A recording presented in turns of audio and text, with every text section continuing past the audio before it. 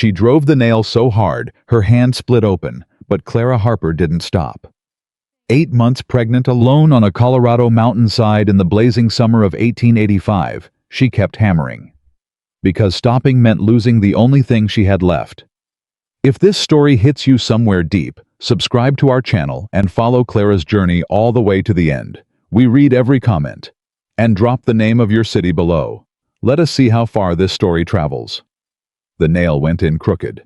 Clara Harper yanked it out with her bare fingers, reset it against the timber, and drove it back down. The hammer connected with a sharp crack that echoed across the mountainside.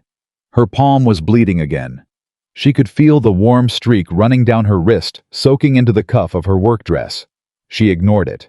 She had learned to ignore a great many things this summer. The heat was brutal for Colorado. The kind of July that made animals find shade before noon and kept most sensible people indoors. But Clara was not working by any sensible person's schedule. She was working by the schedule the baby had given her. 2 months, maybe less. That was how long she had before she would no longer be able to lift a beam alone, before bending and rising from the ground would become something that required both hands and borrowed breath. 2 months to finish the walls, set the roof, seal the windows. 2 months to build the only home her child was ever going to have. She pressed her bleeding hand against her thigh, wiped it on the fabric, and picked the hammer back up. The half-built cabin sat on a small rise at the far edge of the Holt Valley land, grant 32 acres of Rocky Mountain terrain that nobody had wanted for 11 years. The soil was thin. The slope was steep on the eastern face. There was no road, only a trail that became mud in rain and cracked clay in heat. The well was shallow and ran slow in summer. Every single person she had spoken to in Grover's Crossing had told her the same thing when she registered the land claim at the county office. That land won't support a woman. You'll be back in town before August. Who's going to help you when the baby comes? She had smiled at each of them. She had thanked them for their concern. And then she had driven her wagon up the mountain trail and gotten to work. That was 10 weeks ago. The town had watched and waited for her to come back down. She hadn't.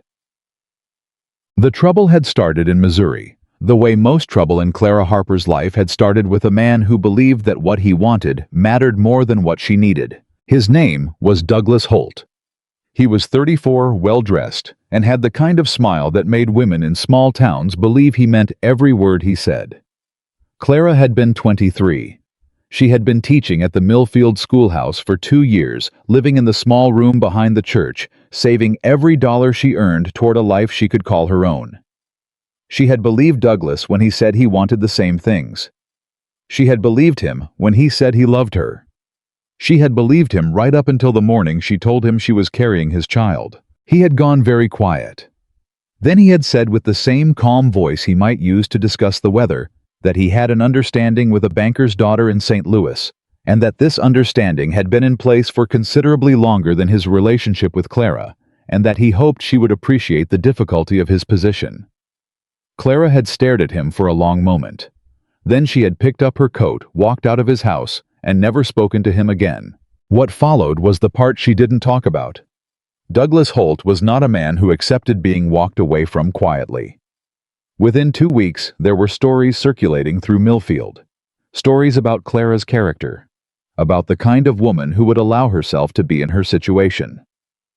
The school board had called her in for a meeting. They had been very sorry, they said. They had very much appreciated her work, they said. But they had a responsibility to the children, and they hoped she understood. She had smiled at them too. She had packed what she owned into a single trunk and a wagon she bought with the last of her savings. She had studied land maps for 3 weeks until she found the Holt Valley grant chosen, specifically because it was far from everything, because no one had claimed it, and because the man who had betrayed her would never have reason to look that far west. She was done with towns that decided what a woman was worth. She was going to build something that no one could take from her. The sound of a horse on the trail above her was what finally made Clara stop. She straightened, one hand pressed against the small of her back, and turned toward the sound.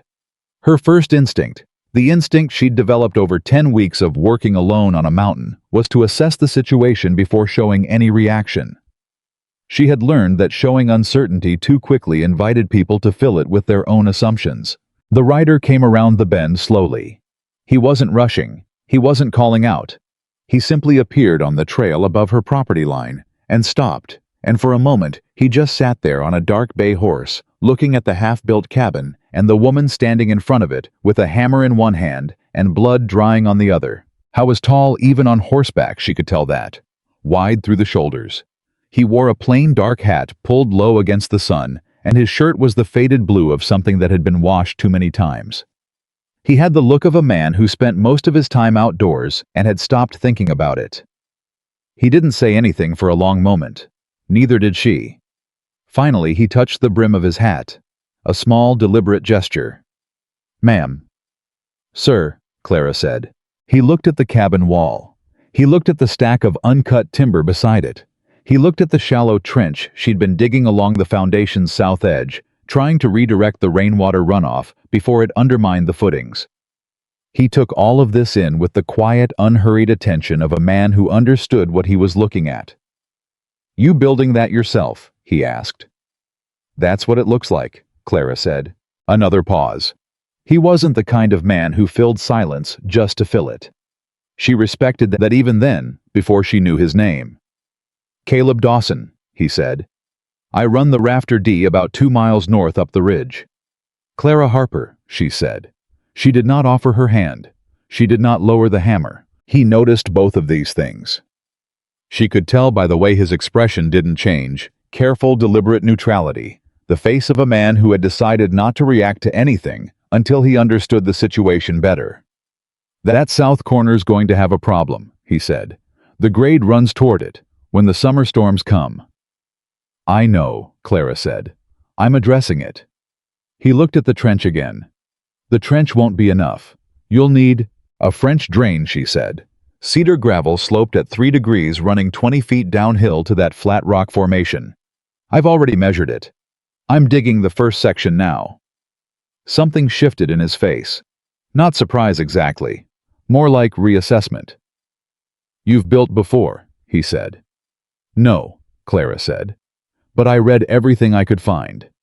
He was quiet again. Then he said, "That's either brave or foolish." "Probably both," she said. "Same as most worthwhile things." He almost smiled. She could see it at the edge of his mouth, something that wanted to become a smile, but held itself back as if it wasn't sure it had permission. "Well," he said. "Good day, Miss Harper." "Good day, Mr. Dawson." He turned the horse and rode back up the trail. Clara watched him go. Then she went back to digging. The next morning she found a load of cedar gravel at the edge of her property line, neatly piled, a small fold of paper tucked beneath a stone on top. For the drain. No obligation. CD. She stood and looked at it for a long time. Then she picked up her shovel and got to work. She did not see him again for 4 days. In those 4 days, she finished the south wall framing cut and fitted 9 of the 12 roof joists and dug the French drain to a depth that made her back ache in ways she hadn't known were possible. She also ran out of the particular gauge of nail she needed for the roof beam connections, realized her water barrel had developed a slow leak sometime in the night, and spent 2 hours one evening killing a rattlesnake that had decided the floor of her unfinished cabin was a reasonable place to sleep. She dealt with all of it. That was what you did. What she didn't deal with as easily was the visit from the 2 men who came up the trail on the 3rd day. She heard them coming from a distance and had time to set down her tools and stand with her back to the east wall before they arrived. 2 men.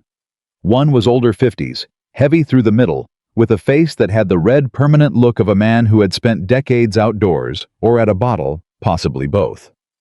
The other was younger 30 or so, with a pressed shirt and the particular kind of smile that Clara had learned to recognize. The smile of a man who had decided you were already beneath him and was being polite about it. The older one was named Burkett. He introduced himself as a representative of the Grover's Crossing Land Development Association. The younger one didn't give his name. "Miss Harper," Burkett said, "we heard you filed a claim on the Holt Valley grant." "I did," Clara said. "Legally registered. I have the papers." "Oh, nobody's questioning the filing." Burkett said with the tone of a man who was absolutely questioning the filing. It's just this is rough country up here. Rough country for anyone, really. And the association has actually been looking at this particular parcel for some time. Commercial development. We'd be prepared to offer you a fair price for the claim. It's not for sale, Clara said. Burkett's expression shifted, just slightly. Miss Harper, I think if you considered your situation— My situation, Clara said, is that I have legally registered land and a cabin under construction. That's my situation. You're alone up here, the younger man said. It wasn't concern. It was a statement of leverage. I'm aware, Clara said. And in your condition, he started. My condition, Clara said, keeping her voice level and her eyes on his, is my business. The land is mine. The claim is registered. Good day, gentlemen. Burkett looked at the younger man. The younger man looked at Clara. His smile went away. We'll be in touch, Burkett said. I look forward to it, Clara said in a tone that made it absolutely clear she did not. She watched them ride back down the trail. Then she sat down on a timber, put her head in her hands, and let herself shake for about 30 seconds. Her heart was hammering. Her hands were trembling. The baby kicked hard and sudden, as if it was registering its own opinion of the situation. I know, Clara whispered. I know, we're all right. She wasn't entirely sure that was true, but she said it anyway. Then she stood up, picked up her tools, and went back to work. Caleb Dawson came back on the 4th afternoon, riding easy down the trail with a length of rope coiled over his saddle horn. He stopped at the property line. She noticed he always stopped at the property line, never crossed it without being invited, and looked at the progress she'd made. He looked for a long time. You put in the joists, he said. 9 of them, Clara said. I'm short on nails for the last 3. What gauge? She told him. He nodded like he was filing it away. You had company, he said. It wasn't a question. Clara looked at him. How did you know that? Saw tracks on the trail this morning. 2 horses unshod on the left front, which means they came from Grover's Crossing livery. They rent 2 horses that way. He paused. Burkett? Clara felt something cool move through her.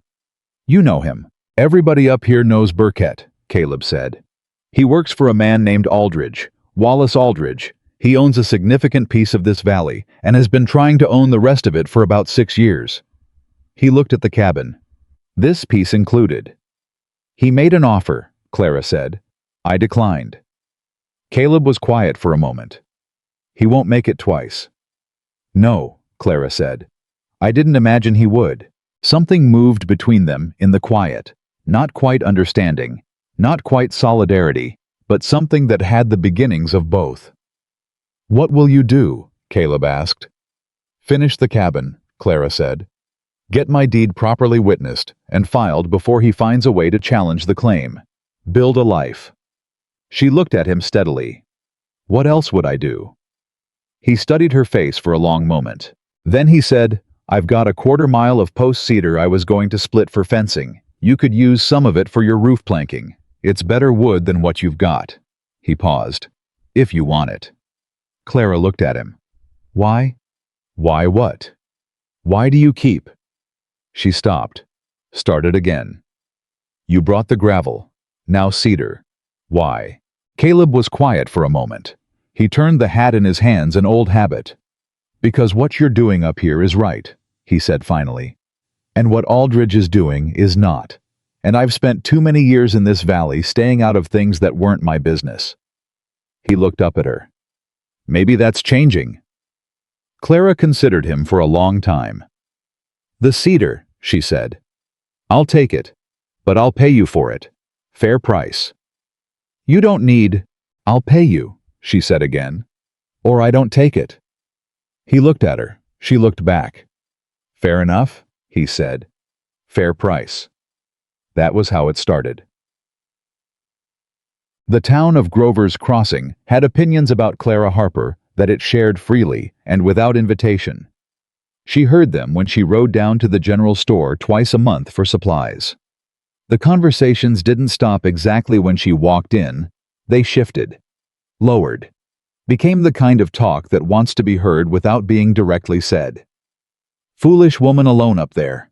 In that condition no less. And no husband.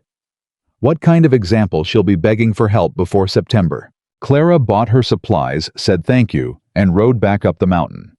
What she didn't do, what she refused to do, was let any of those voices follow her to the property line. The moment she turned onto the mountain trail, they stopped existing for her. She had made a deliberate decision weeks ago to protect the 32 acres from the weight of other people's opinions. Up here there was only the work and what the work required. But there was a woman named Ruth Calthorpe who ran the dry goods counter at the general store, and Ruth was different from the others. Ruth was 60, sharp-eyed, and had been widowed twice, and survived both times with something that looked a lot like dignity. When Clara came in one August morning for flour and lamp oil and a new length of rope, Ruth looked at her, really looked at her, the way people mostly didn't bother to, and said quietly, so only Clara could hear, "You're doing the right thing, Miss Harper. Don't let them tell you different." Clara had held very still for a moment.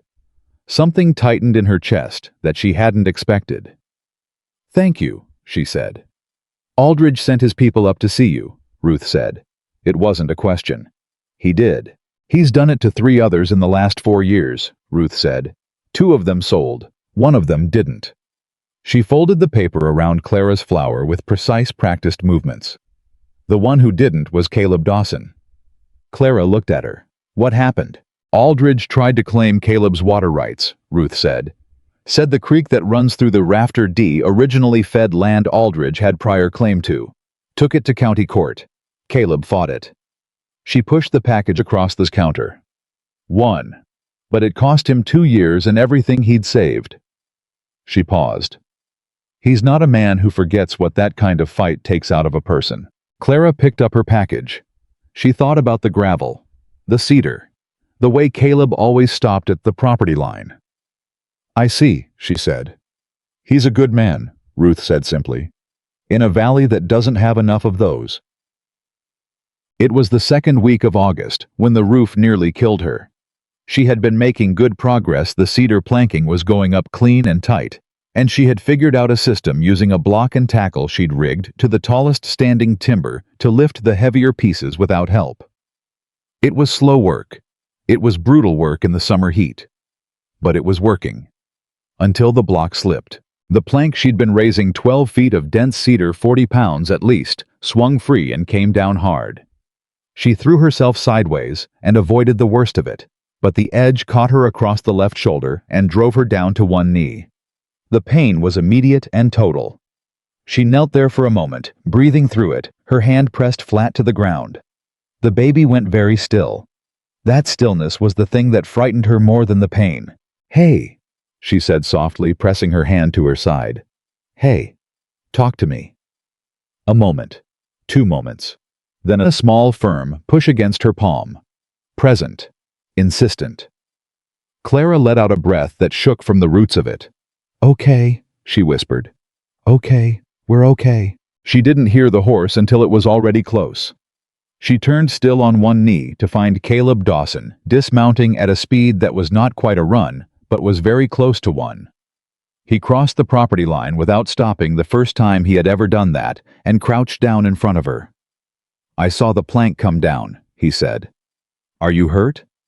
"Shoulder," Clara said. "I'm all right." "You're on one knee. I'm aware of that." She started to push herself up. He put a hand out, not grabbing, just offering, and she took it. She wasn't too proud for that. Pride was one thing. Foolishness was another. She got to her feet. Her shoulder throbbed with a deep, bone-level ache that told her it wasn't broken, but wasn't happy about today either. She moved it carefully. Full range. Painful, but functional.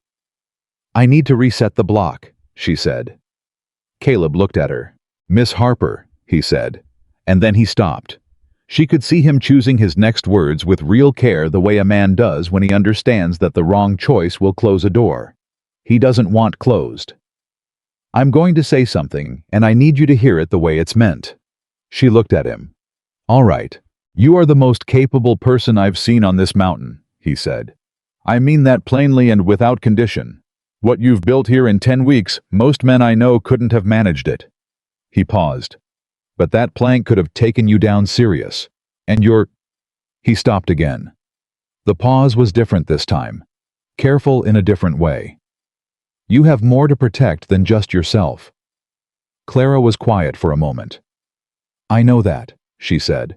"Then let me help you with the roof," he said.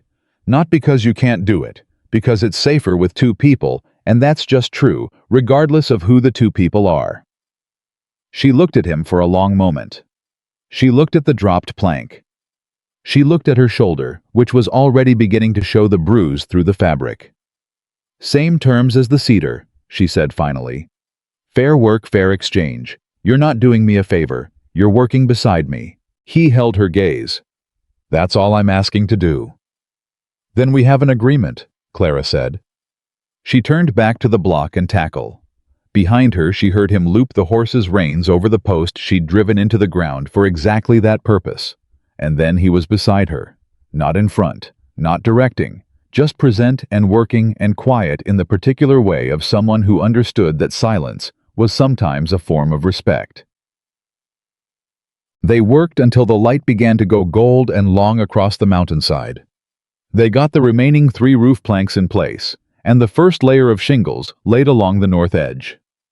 Caleb had a way of working that Clara noticed without meaning to, economical, precise, no wasted motion. He didn't explain what he was doing. He didn't comment on what she was doing. He simply assessed each task, figured out where he was most useful, and did it. When they stopped, the cabin roof was 60% complete. Clara pressed her hands to her back and surveyed it. The ache in her shoulder had settled from sharp to deep. The summer light was softening toward evening, turning everything to a warm amber that made the new cedar planking look like something out of a painting. "You cut timber before," she said. "Some," Caleb said. He was coiling the rope from the block and tackle with the automatic movements of long habit. "You're better at it than some," she said. He was quiet for a moment. "My father built our place," he said. "I helped. I was 12. We went board by board, and I handed him every piece." He stopped. Something moved across his face that she couldn't quite read. It was the last summer before things went sideways with him. "I'm sorry," Clara said. "Don't be," he said. "It was a good summer." He finished with the rope. "Some things you hold on to because of what they were, not because of what came after." Clara looked at the cabin. She thought about Missouri, about the schoolhouse, about the letter she'd burned, rather than read again, the one that had told her she was dismissed with regret. "Yes," she said. "I understand that." They stood in the evening quiet for a moment. "Miss Harper," Caleb said. "Those men that Burkett rode with, the younger one." Clara looked at him. "His name is Gideon Marsh," Caleb said. "He's Aldridge's legal man. When Aldridge stops making offers, he sends Marsh." He paused. "When Marsh comes, it means the approach has changed." Clara felt the shift in her stomach, the particular cold weight of something you knew was coming, but had hoped might not. "Change to what?" "Challenges," Caleb said. "To the claim itself. He'll find some technical irregularity, some question about the filing, some prior survey dispute. He'll take it to the county court and keep it there as long as he can afford to." "Can he win?" Caleb was honest with her. "Maybe," he said. "Depends on who the judge is. Depends on what kind of witnesses Aldridge can put forward." He looked at her. "Depends on what you can put forward." Clara was quiet for a long moment, thinking. "My filing is clean," she said. "The survey is correct. I paid for a proper survey before I registered. I have the receipts, the paperwork, every record of every purchase I've made in connection with this land." She straightened. "And I have this cabin, 40% roofed and standing." "That helps," Caleb said.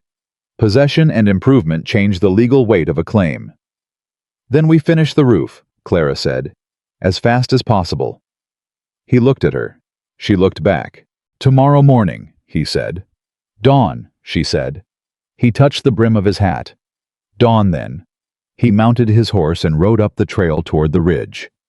Clara stood in the last light of the evening and looked at what she had built, what they had in the space of one afternoon, built together, and felt something she hadn't felt since Missouri. Not hope exactly. She'd had hope before, and it had cost her. Something more solid than hope. Something that sat in the chest differently. Something that felt, if she was careful with the word, like the beginning of a foundation. She pressed her hand to her side. The baby pushed back. "I know," she said softly. "I know." She picked up her tools and went inside what was almost a home. Across the ridge, in the Rafter D bunkhouse, Caleb Dawson sat at the table with his coffee going cold and thought about a woman who had looked at 40 pounds of falling cedar and gotten back up from her knee and asked to reset the block. He had known a lot of people in this valley. He had never known anyone quite like that. He didn't think about it too long. Thinking too long about things had never done him much good. But when he finally went to sleep, he did not dream about the ranch, or the summer, or the 6 years of fighting Aldridge that had taken everything out of him and left him quieter than he used to be. He dreamed about cedar planking laid straight and true against a mountain sky. And he was honest enough with himself in the way of solitary men at the end of long days to admit that wasn't really about the wood. The roof was done by the end of the third day. Not nearly done, not mostly done. Done, every plank laid, every shingle set, every nail driven flush against the cedar in the clean, tight way that meant water would run off it and not through it. Clara stood back and looked at it the way she imagined a person might look at something they'd stopped believing was possible. The ache in her shoulder had gone from bone deep to manageable. Her palms had blisters on top of blisters. She didn't care about any of that. Caleb was loading the remaining supplies back into his saddlebag, moving with the unhurried efficiency she had come to recognize as simply the way he did everything. "It's going to hold," he said, not a question. "It's going to hold," she agreed. He looked at her for a moment. Then he looked at the cabin. Then he looked back at her, and she could see him doing the same calculation. She was comparing the half-built wreck he'd ridden past 3 weeks ago to the structure standing in front of them now. "You know what you've built here," he said quietly. "Not yet," Clara said. "But I'm getting there." He nodded. He touched his hat. He rode up the ridge, and Clara went inside her cabin for the first time with a roof over her head, sat down on the floor with her back against the wall, and let herself cry for about 4 minutes. Not from sadness. From the sheer accumulated weight of everything it had taken to get to this moment. She hadn't let herself do that in months. She permitted it now briefly, and then she wiped her face and started making a list of what still needed doing. There was always more that needed doing. The windows were the next problem. She had budgeted for 2, one facing east for the morning light, one facing south to catch the afternoon warmth. But the measurements she'd taken in Missouri, when she was still planning everything from maps and books and sheer determination, had not accounted for the actual load-bearing constraints of the wall she'd been able to build with the timber she'd had. The east opening was 1.5 inches too wide. The frame she'd pre-cut back in June didn't fit. Clara stood in front of that wall with a measuring line in her hand for a long time. Then she heard the horse on the trail. She had not invited Caleb. She had not sent for him. But somewhere in the past 2 weeks, his morning ride down from the Rafter D had begun to include a pass along her property line, not stopping unless she flagged him down, but present. Available. The way a good neighbor is present without making a burden of it. She flagged him down. He came through the gate dismounted and looked at what she was holding. "Window frame's wrong," he said. "By 1.5 inches on the east opening." He walked to the wall and looked at it. He didn't say anything for a moment. She had noticed that about him. He didn't fill silences with noise. He thought first. "You can reset the rough opening," he said finally. "Take out those 2 studs, reframe it to the glass you've got. Add blocking above to carry the load." "I know," Clara said. "I just hadn't planned on it." He looked at her, not with the kind of concern she'd been getting from people her whole adult life, the concern that was really just a form of doubt. His was different. It was the look of someone who understood that even the most capable person hits a wall sometimes, and that hitting a wall was not the same thing as being stopped. "You want help, or do you want company?" he asked. Clara blinked. "What's the difference?" "Help means I work," he said. "Company means I stand here while you work, and you tell me what you need." She almost smiled. "Company," she said. "I need to figure it out, but I think better when there's another person in the room." "All right," he said. And he sat down on the nearest timber stack and said nothing, and Clara went back to looking at the wall. 12 minutes later, she had the solution. It was not the solution she'd planned. It was better a slightly smaller window, triple-paned set, 18 inches higher, to take advantage of the wall's strongest load point. She would use the extra glass she'd bought as a second south window instead. More light, better thermal performance in winter, stronger wall. She explained it to Caleb. He listened without interrupting. "That's better than your original plan," he said when she finished. "I know," she said. "Then the wrong measurement was a good thing." "Don't push it," Clara said. But she was smiling when she said it. It was the first time he'd seen her smile like that, not the careful, controlled expression she used on the townspeople, not the grim determination she wore when she was working. Just a real smile, quick and unguarded, the kind that changes a person's whole face. Caleb looked away first. They fell into a rhythm that neither of them named. He came by most mornings. Sometimes he worked alongside her, the window reframing the floor, planking the front door she'd been putting off because hanging a door correctly required two people, and she'd been doing creative things with rope to compensate. Sometimes he just rode past, checked in with 3 words or 4, and continued up the trail. On the days when she didn't see him at all, she found herself tracking the absence the way you track a sound that's stopped. She noticed that. She filed it away without deciding what to do with it. What she knew about Caleb Dawson, 6 weeks into their arrangement, was this. He ran his ranch alone since his father had died 3 years ago, and his younger brother had gone east for work and not come back.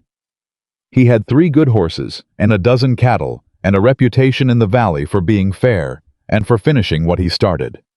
He had fought Wallace Aldridge in county court and won, and the fight had cost him something beyond money. A certain ease, a certain willingness to believe that things would sort themselves out if he stayed quiet. He was not a man who trusted quickly. She had the sense that trust for him was something built the same way she built walls, one piece at a time, checked for level, no shortcuts. What she didn't know was everything else, and that everything else was substantial. She knew it when she asked him one afternoon while they were fitting the second window together what had brought his family to Colorado in the first place. I was quiet for long enough that she thought he wasn't going to answer. Then he said, "My father was running from something." She waited. "He'd made bad decisions back east," Caleb said. "Got tangled up with men who wanted different things than he did, and by the time he figured that out, he owed them. Colorado was the distance between what he'd done and what he wanted to be." "Did it work?" Clara asked. Another pause. "For a while," he said. "He was a good man in Colorado, a better man than he'd been before from what little he told me." He set the window frame precisely against the opening and pressed it flat. But the decisions followed eventually. They always do. "What happened?" "He paid what he owed," Caleb said simply. "And it left us with almost nothing. I was 19. He glanced at her. "You learn to build fast when you have to." Clara was quiet for a moment, thinking about that. "Is that why you helped me?" she said. "Because you understand what it is to be building fast with nothing." Caleb looked at her directly. "Partly," he said. "And partly because the first time I rode past this property and saw what you'd done in 10 weeks, I felt something I hadn't felt in a long time." "What's that?" He was quiet again. "Like the world was still capable of surprising me," he said. Clara didn't respond to that. She held the frame level while he set the nails, and neither of them said anything else for a while, and the afternoon went on. The way good afternoons do, full of work and ordinary sounds and a particular kind of quiet that isn't empty at all. Ruth Calthorpe found her at the dry goods store on the last Tuesday in August and pressed a folded letter into her hand without a word of explanation. Clara unfolded it in the wagon on the way back up the mountain, holding the reins in one hand and the letter in the other. It was from the Grover's Crossing County Clerk's office. A formal notice of survey dispute, filed by one Wallace Aldridge, through his legal representative Gideon Marsh, challenging the boundaries of the Holt Valley land grant as registered by Clara Harper on the grounds of a prior survey irregularity from 1871. Her hands went very still on the reins. She read it twice. She read it a third time slowly, looking for the specific language that would tell her what she was dealing with. The 1871 survey. That was 14 years ago, before she was born in that part of Missouri, before she'd ever heard of Colorado, before any of this existed in any form. A survey irregularity from 1871, resurrected now aimed directly at the foundation of everything she'd built. She folded the letter. She put it in her coat pocket. She drove the rest of the way up the mountain in complete silence. She was sitting at her work table, reading the letter for the fourth time, when she heard Caleb's horse. She didn't go to the door. He knocked. He always knocked, even though there wasn't a door that fully closed yet, and she said, "Come in," and he came in and looked at her face and said nothing. He sat down across the table. She pushed the letter across to him. He read it. He read it all the way through without changing expression. When he finished, he set it down carefully. 1871, he said. Yes. That's the Aldridge move, he said. He did the same thing with my water rights. Found a document from 30 years back, put it through Marsh, dragged it into court. He paused. It's not necessarily winning argument. But it doesn't have to win. It just has to be expensive enough and slow enough that you run out of resources before the case concludes. Clara looked at him steadily. What did you do? Found every record I had, Caleb said. Everything that showed continuous use, continuous improvement, photographs, receipts, testimony from people who'd seen the work. He looked at the letter again. And I found a lawyer in Denver who understood that Marsh was playing a delay game, not a legal argument. I don't have money for a Denver lawyer, Clara said. No, Caleb said. But you have something better. She waited. You have the cabin, he said. Continuous improvement of contested land strengthens the holder's claim under Colorado territorial law. Every nail you've driven, every board you've laid, every window, you've hung, all of it is evidence. He leaned forward slightly. And you have your original survey which you paid for. What was the date? April 14th, Clara said. I have the surveyor's signature and the county registration stamp. Who was the surveyor? Elias Thorne, out of Pueblo. Something crossed Caleb's face.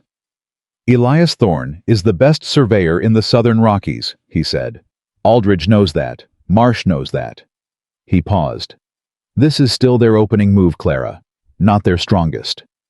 It was the first time he'd used her first name. Neither of them acknowledged it. But it sat in the air between them like something that had shifted quietly and permanently into a different position. Then what is their strongest? She asked. Witness testimony, he said. Someone who can claim to have knowledge of a prior arrangement on the land. Aldridge will look for someone who'll say the right thing for the right price. He paused. The question is whether he can find one. Clara was quiet for a long moment. Then she said, There's something I haven't told you. Caleb looked at her. He didn't say anything. He just waited. The man I left Missouri to get away from, she said. His name is Douglas Holt. She watched Caleb's face. His family has land interests across 3 territories. He has lawyers in Denver and connections in Santa Fe. She paused. And the land I registered is called the Holt Valley Grant. The silence stretched out long and careful. Because his family originally surveyed it, Caleb said slowly. In 1871. Yes. And you didn't know that when you filed. I knew the name, Clara said quietly. I chose it anyway, because it was the only piece of unclaimed land in the territory that matched what I needed and what I could afford. And because, she stopped, because I was angry enough that the name felt right. Caleb was still for a long moment. Does he know where you are? He asked. Not yet, she said.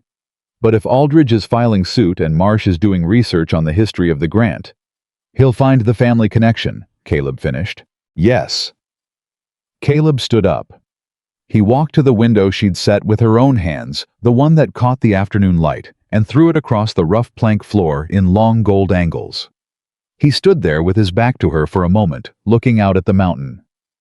"How long ago did you leave Missouri?" he asked. 7 months. "And he hasn't come after you?" "No," Clara said. "But he didn't need to.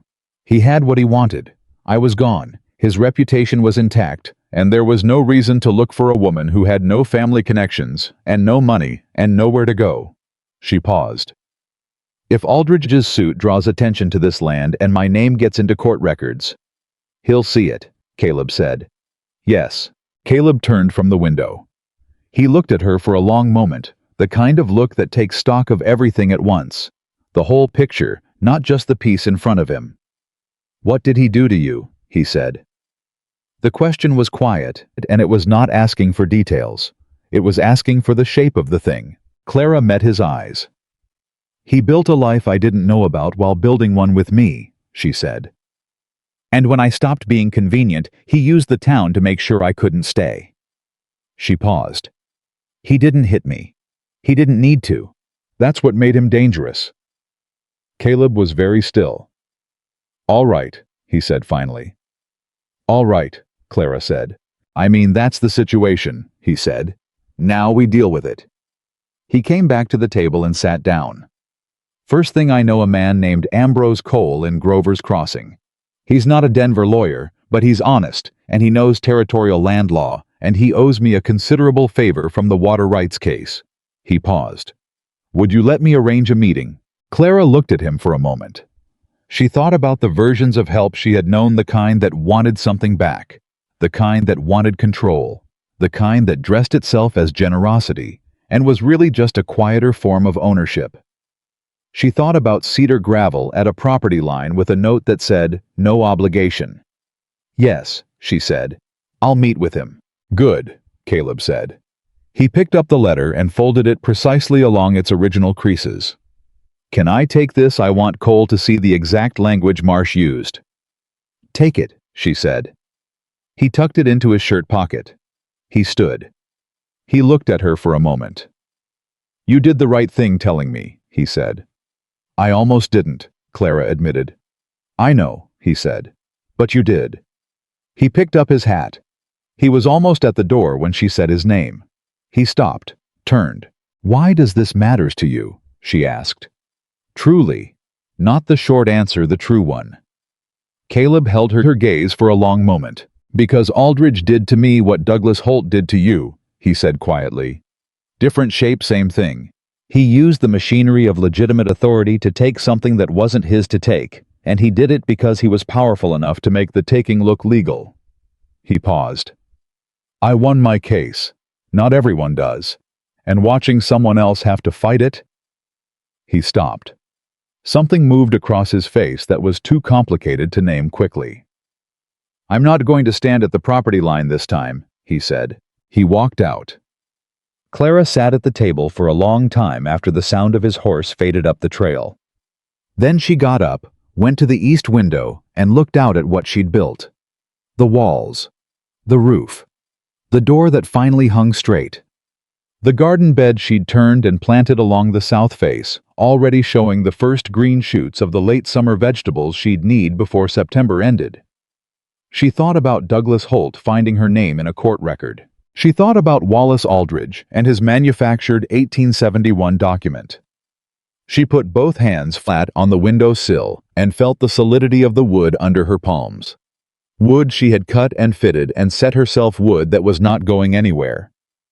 "All right," she said quietly, to herself, to the baby, to the cabin. "All right, let them come."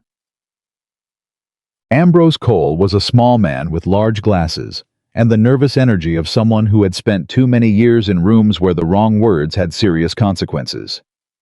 He came up the mountain trail on a borrowed mule 2 days later, sat down at Clara's work table, read every document she had, and said nothing for 11 minutes. Then he said, "The 1871 survey irregularity is real." Clara's stomach dropped. "What does that mean?" Caleb said from across the table. It means there is genuinely a discrepancy in the original boundary survey from 1871, Cole said. Not a fabrication and actual error. The east boundary was plotted 8 chains further east than the physical markers on the ground. He looked at Clara over his glasses. Which means Aldridge has a real technical argument. But, Clara said. But, Cole continued. The discrepancy has existed for 14 years, during which time the land was unclaimed, unimproved, and abandoned. Under territorial homestead law, continuous uncontested possession and improvement supersedes a boundary survey error if the improver had no knowledge of the discrepancy and acted in good faith. He looked at Thorne's survey on the table. Your April survey conducted by Elias Thorne used the physical markers on the ground, not the 1871 plotted coordinates. Your registration is clean. He paused. You're on solid ground, legally speaking. Then what's the problem? Clara asked. The problem, Cole said carefully, is that Marsh knows all of this, and he filed anyway. He took off his glasses and cleaned them with the kind of methodical focus that meant he was choosing his next words. Which means the lawsuit is not the weapon. The lawsuit is the distraction. He looked at Caleb. You told me about the Holt family connection. I did, Caleb said. Cole looked back at Clara. Miss Harper, is there anything at all about your history with Douglas Holt that could be used in a public proceeding to challenge your character or your credibility as a landowner? The question sat on the table like something with weight. Clara looked at it directly. I'm unmarried and visibly pregnant, she said. In 1885 Colorado. Yes, that can be used. Cole was quiet. They're going to try to bring Douglas Holt into this, Caleb said. His voice had gone very flat and careful. Not to win the land argument, to win the character argument. Yes, Cole said. Clara was absolutely still for a moment. Then something happened in her expression, a settling, a clarifying the way a person looks when the worst possibility becomes confirmed. And suddenly there's nothing left to be afraid of, because the thing you feared is now simply the situation. Then we get ahead of it, she said. Both men looked at her. They want to use my history as a weapon, she said. So we don't let them control the narrative. We present it first, on our terms. She looked at Cole. Can I file a statement with the court before the hearing? A sworn account of what happened in Missouri, what Douglas Holt did, and why I came to Colorado. Cole stared at her. You'd be making your private life a public record. My private life is about to become a public record anyway, Clara said. The question is whether Gideon Marsh tells it or I do. Silence. She's right, Caleb said quietly. Cole put his glasses back on. He looked at Clara for a long moment. It's a bold strategy, he said. It's the only strategy, Clara said. Can you help me write it? Yes, Cole said. I can do that. He paused. Miss Harper, I've been practicing law in this territory for 19 years. I've seen a lot of land disputes. He looked at her steadily. I've never seen anyone handle the opening of one quite like this. I've never had a land dispute before, Clara said simply. No, Cole said. But you've clearly had practice with something harder. They worked on the statement for 3 days. Not consecutive between the morning sessions with Cole at her work table, Clara still had a property to run. The garden needed watering. The root cellar she'd started digging needed another 2 feet before the first frost. The supply run she'd been putting off couldn't be put off any longer. She was down to her last barrel of flour, and the lamp oil situation was becoming critical. Caleb helped her load the wagon without being asked, and when she pointed out that she hadn't asked, he said, I know, I'm not helping you. I'm coming with you to town. Clara looked at him. Cole said Marsh has been asking questions in Grover's Crossing, Caleb said. About you, about this property, about anyone who might have information about your background. His voice was level. I'd like to be there. Clara wanted to say she didn't need that. She also wanted to be honest with herself. Fine, she said. But you ride alongside, not in front. Wouldn't have it any other way, he said. The trip down to Grover's Crossing took 40 minutes on the mountain trail. For the first 30, they didn't talk much. The trail was steep enough in places that conversation required more breath than she had. Caleb rode beside her when the trail was wide enough and slightly behind when it wasn't present quiet easy. Then she said without quite planning to, "Do you ever regret not leaving?" He was quiet for a moment. Leaving where? Colorado. This valley. She kept her eyes on the trail ahead. After the court case. After what Aldridge took out of you. You could have gone east with your brother. I could have, Caleb said. But you didn't. No. She waited. My brother went east because he needed to be somewhere new, Caleb said. I stayed because I needed to be somewhere real. He paused. Running to distance and running towards something are different things. I've done both. They don't feel the same. Clara thought about that. She thought about Missouri, the trunk, the wagon, the burned letter. Which was I, she said. Caleb glanced at her. Which was you? Which? When I came here, was I running from Missouri or running toward Colorado? He looked at her for a long moment. Both, he said. And I think you know that. And I think the fact that you can tell the difference even from inside it is what makes you dangerous to people like Aldridge and Holt. He paused. They can only understand people who are running from things. Someone running towards something is harder to stop. Clara didn't answer. But something in her chest shifted quietly like a door that had been stuck for a long time, finally finding its hinge. John. The general store was quiet when they arrived, which was unusual for mid-morning Tuesday. Ruth Calthorpe looked up from the counter, and her expression told Clara everything, before a word was spoken. The careful neutrality of someone managing information in a room that might have ears. Miss Harper, Ruth said. Good to see you. Ruth, Clara said. She scanned the store. One other customer, a rancher she didn't recognize at the far end, examining saddle hardware. I need flour lamp oil and whatever you have for preserving salt. I'll get it, Ruth said. And then quietly as she came around the counter. Marsh was in here yesterday. Clara kept her voice level. What did he want? I was asking about your account, Ruth said. Whether you paid your debts, whether your credit was good, whether you'd said anything about your history in Missouri. She began pulling items from the shelf with practiced efficiency. I told him you paid on time and in full, and that I didn't discuss my customers' private affairs with strangers in pressed suits. Thank you, Clara said. He also asked about Caleb, Ruth said with a glance toward the door where Caleb was securing the wagon outside. Whether the two of you had a formal arrangement. Clara looked at her. What kind of formal arrangement? Ruth gave her a very direct look over the flour barrel. The kind that would make any help he's given you look like something other than neighborliness. She paused. He's trying to build a picture, Clara, of a woman of questionable character receiving assistance from a man she has no legitimate relationship with. The cold weight settled back into Clara's stomach.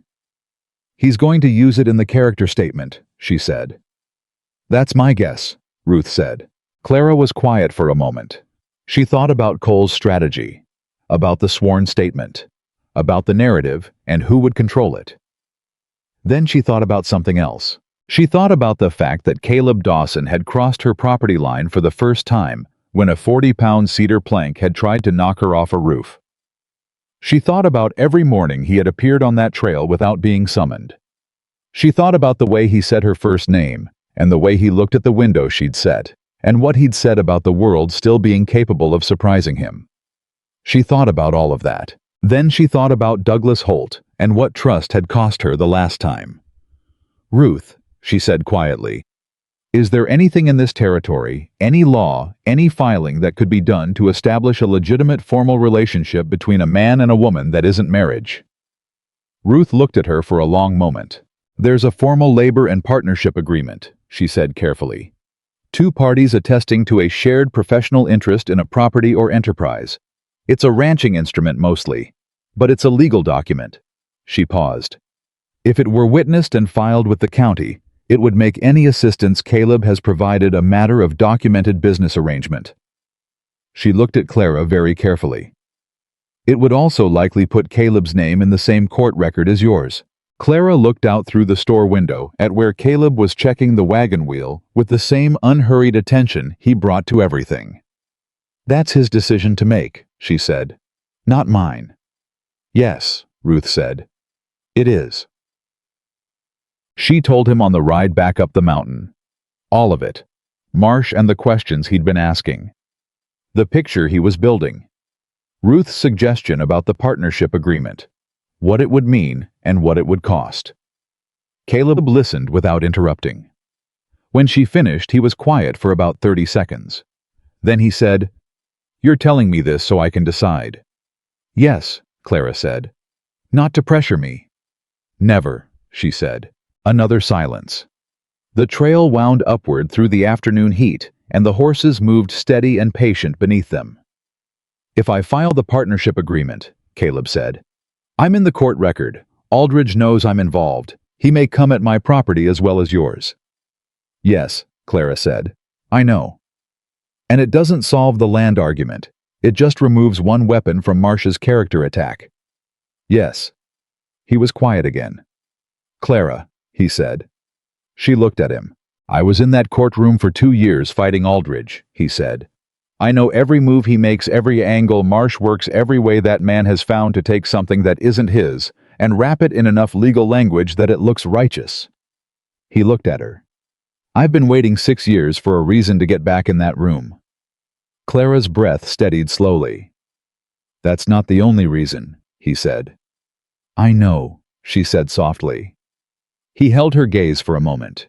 Then he said, "I'll ride to Cole's office tomorrow morning. We'll file the partnership agreement before Marsh has a chance to file anything else." Clara nodded. She turned back to the trail ahead, and Caleb rode beside her, and neither of them said anything for the rest of the ride up the mountain, and the silence between them was not empty, and was not uncertain, and was not anything like the silence she had lived with for the past 7 months. It was the silence of two people who have understood each other. She did not know what that would become. She knew only what it was right now, solid and real, and built on something neither of them had planned for when the summer started. And sometimes she was learning the things you didn't plan for were the ones that held. The partnership agreement was filed on a Thursday. Cole did it himself. Rode into the county clerk's office before 9 in the morning with both signatures witnessed and notarized, and was back at his own desk before noon. He sent word up the mountain through Ruth, who passed it to Clara on Friday morning when she came in for lamp oil. "It's done," Ruth said quietly. "Filed and stamped." Clara exhaled. "How long before Marsh knows?" "He'll know by end of day," Ruth said. "The clerk's office isn't known for its discretion." She folded her hands on the counter. "Aldridge will have it before supper." Clara bought her lamp oil and rode back up the mountain and told herself the filing was the right move. It was the right move. She knew it was the right move. That didn't stop the particular tightening in her chest that came from understanding she had just made herself more visible to people who were already looking for her. She was putting the lamp oil away in the root cellar when the first contraction hit. It wasn't the real thing, she knew that. She'd read enough to know the difference between the body rehearsing and the body beginning. But it was sharp enough and sudden enough that she gripped the cellar shelf with both hands and breathed through it, with her eyes closed, counting seconds, waiting for it to pass. It passed. She straightened. She pressed her hand to her side. The baby moved, the slow, rolling movement of something shifting position, not distress. "Not yet," she told it. "We've got things to finish first."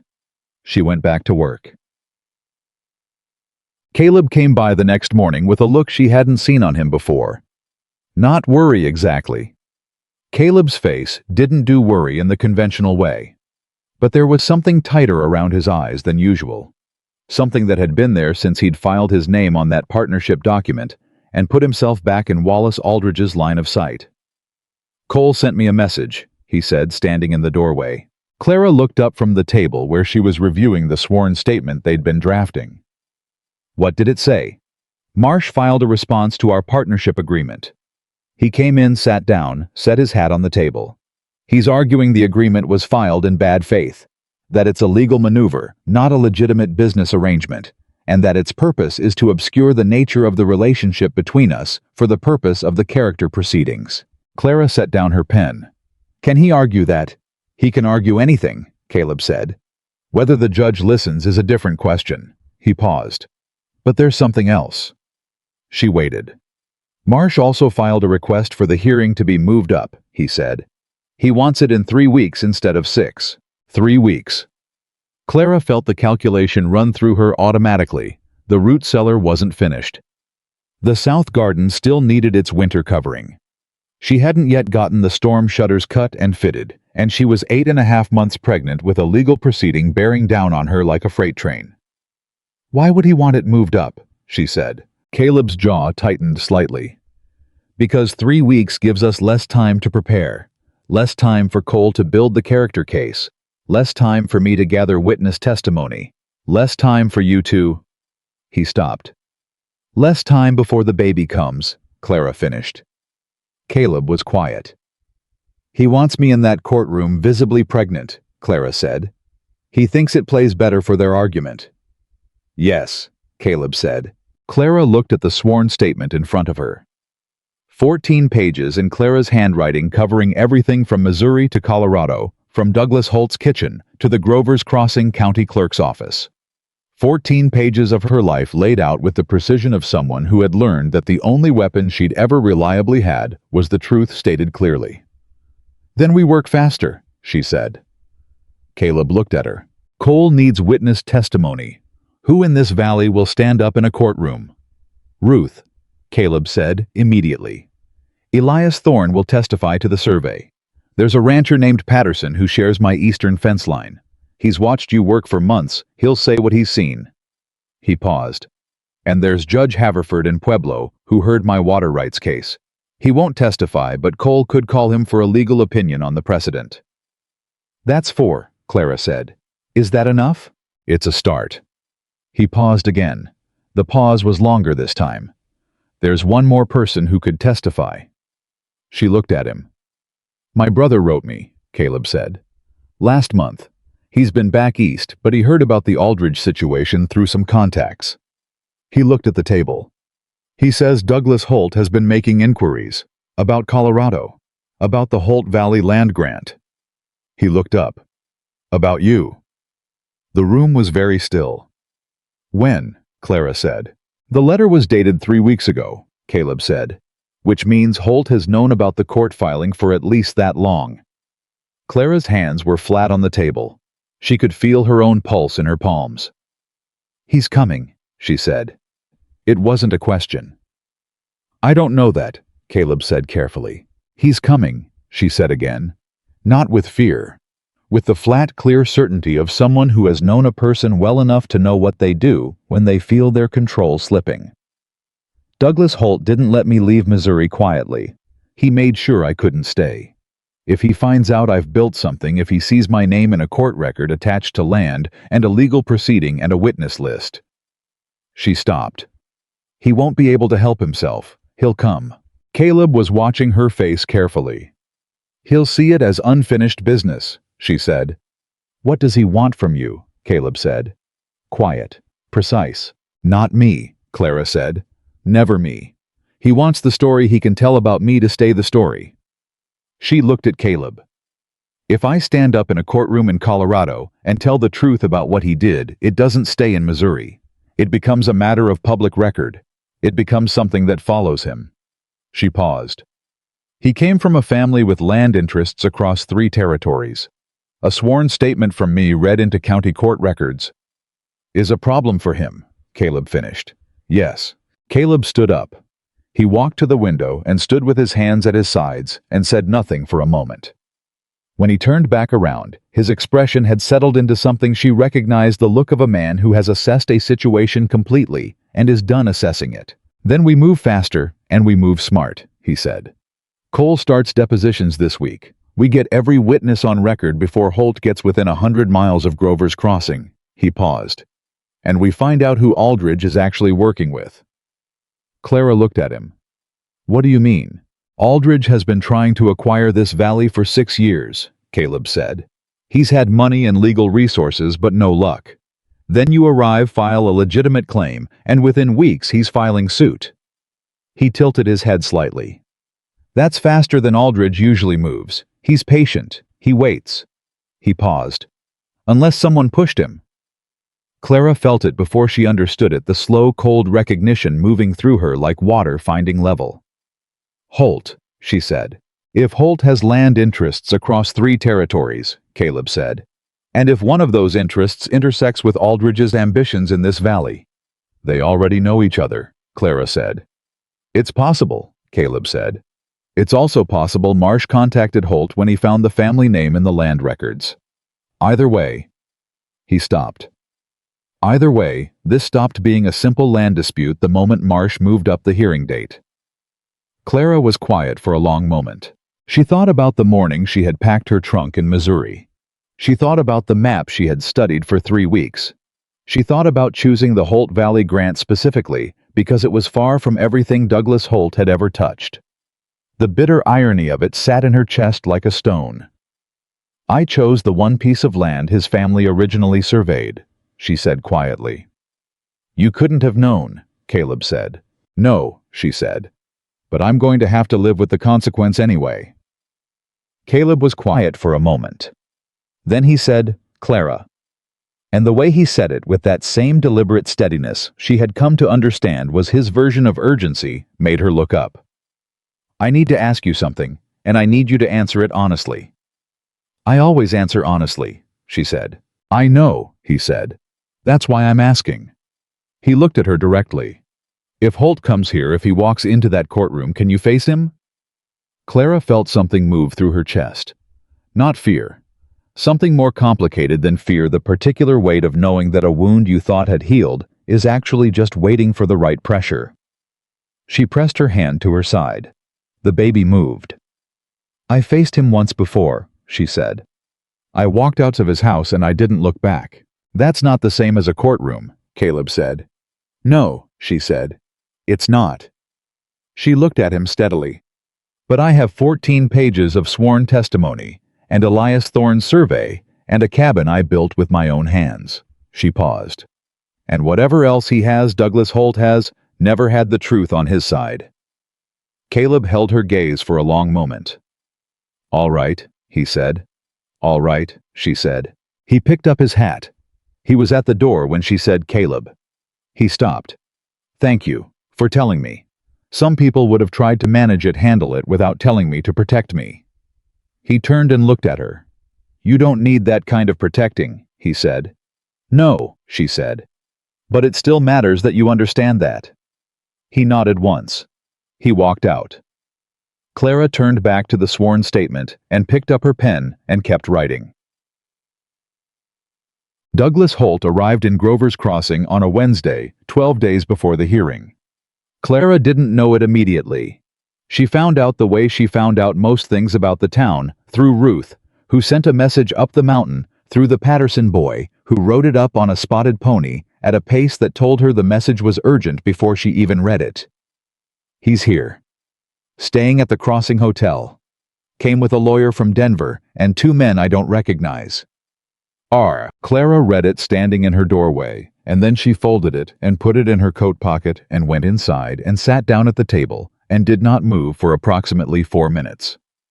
Then she got up, saddled her horse, and rode to Caleb's ranch. She had never done that before, gone to him. He had always come to her. She wasn't sure what that meant, and she didn't have time to think about it. Howe was in the barn when she arrived, repairing a bridle with the focused attention of someone who had been at it for a while. He looked up when she came through the door, and whatever he saw in her face made him set the bridle down immediately. Holt, he said. He's here, Clara said. Crossing Hotel, Denver lawyer, 2 other men. Caleb stood up. How long ago? Ruth's message was sent this morning. She looked at him. He's already been here a day at least. Caleb was quiet for a moment, calculating. If he's been here a day, he's already met with Marsh. He looked at her. Which means Aldridge knows everything Holt brought with him. What would he have brought? Clara asked. Records, Caleb said. From Missouri. Character testimony, maybe letter statements from people in your hometown. He paused. And anything he has from the original Holt family land survey. His family doesn't have a legal claim to this land, Clara said. The grant was abandoned for 11 years. I know that, Caleb said. But Marsh doesn't need a legal claim. He needs doubt. If he can put enough of it in front of a judge about your character, about your motives, about your right to be on land that shares a name with Holt's family. He stopped. He ran one hand along the back of his neck. Clara, we need to know what they have. How do we find that out? He looked at her. You said Holt came with a Denver lawyer. Denver lawyers don't travel for simple land disputes. They travel when there's something significant at stake. He paused. What does Holt want badly enough to travel to Colorado for? Clara thought about it. She turned it over carefully, the way she would turn over a problem with the cabin, not with emotion, but with the cold mechanics of cause and effect. Douglas Holt was not a man who moved unless moving cost him less than staying still. He was not a man who exposed himself unless the alternative was worse. He doesn't want the land, she said slowly. He never cared about land out here. He has no interests in Colorado. She felt the shape of it forming the logic, clicking into alignment. He wants the sworn statement. Caleb stared at her. My testimony, she said. If I stand up in that courtroom and give a sworn account of what he did in Missouri, who he is, what he did to me, how he used the town to destroy my reputation, it becomes a permanent court record. It can be cited, referenced. She looked at Caleb. He has political connections in Missouri. His family has financial interests across 3 territories. A sworn statement of conduct like his entered into a court record is a liability he can't afford. He didn't come to win the land case, Caleb said. He came to make you drop your testimony. Yes, Clara said. How?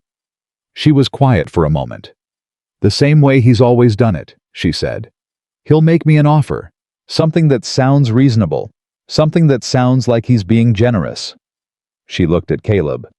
And if the offer doesn't work, he'll apply pressure. What kind of pressure? Clara pressed her hand to the front of her coat. The baby moved low and slow. He knows I'm pregnant, she said. Everyone in town knows, and he knows the baby is his.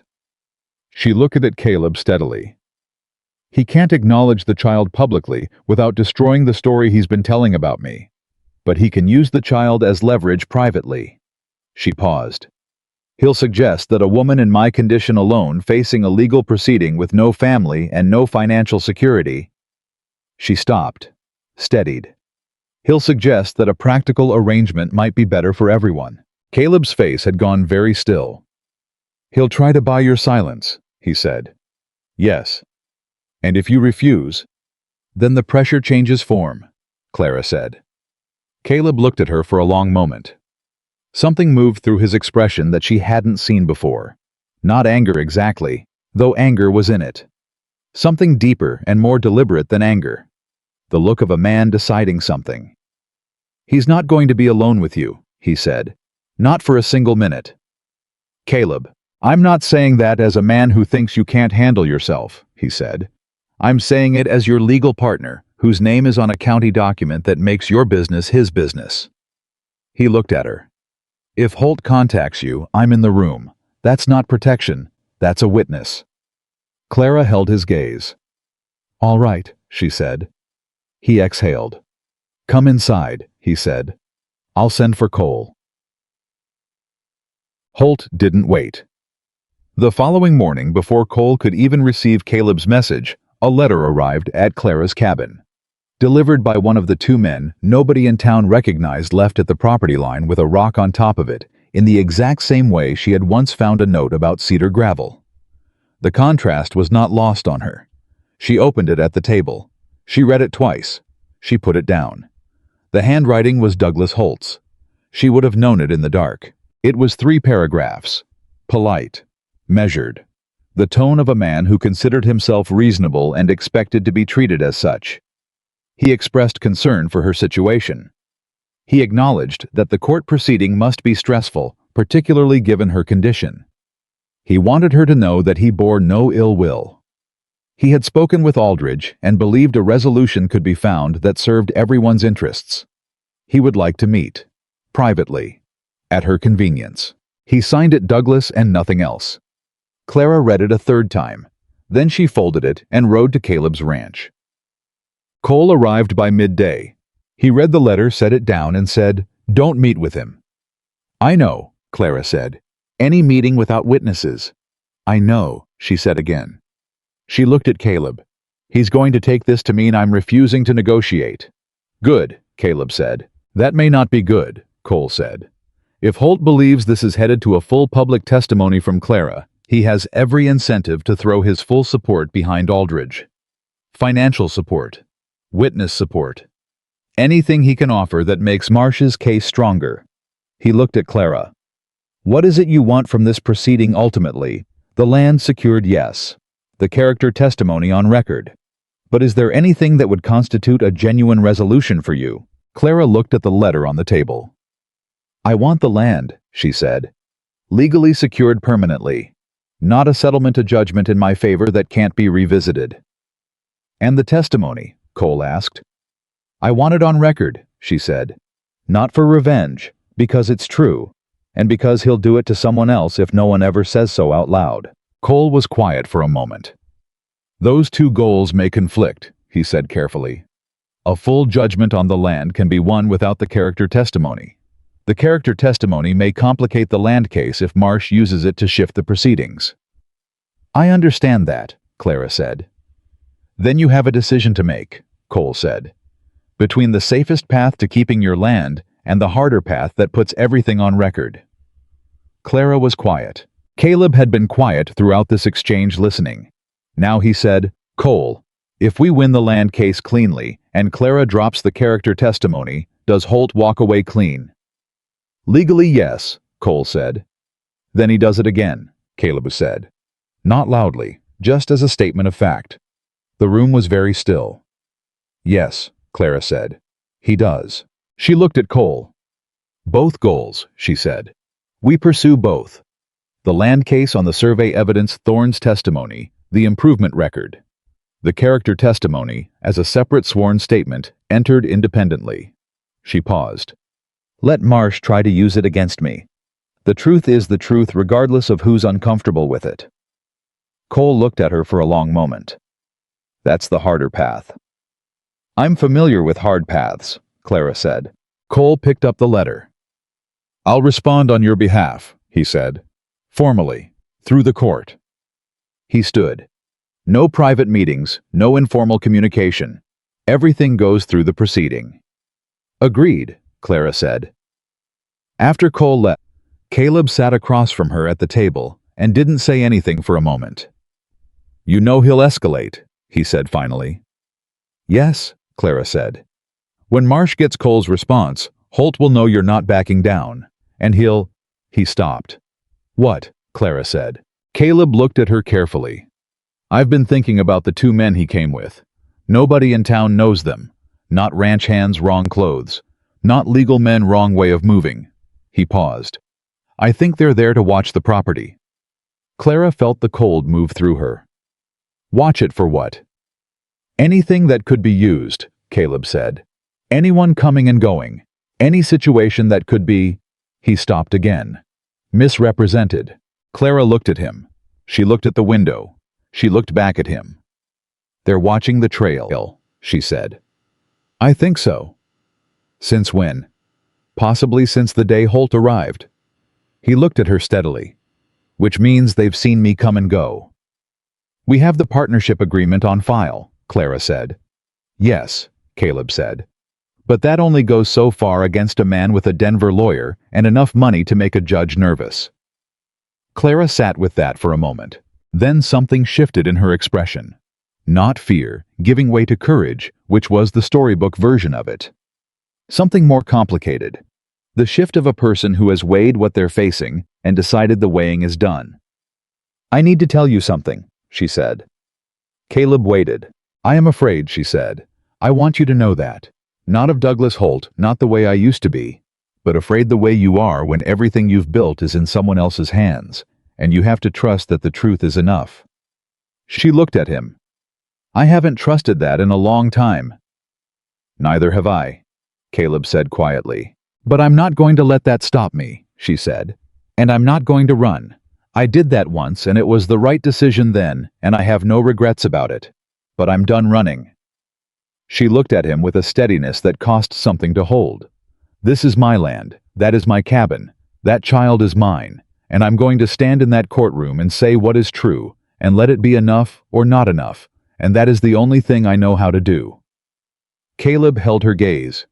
"It's enough," he said. "You don't know that," she said. "No," he said.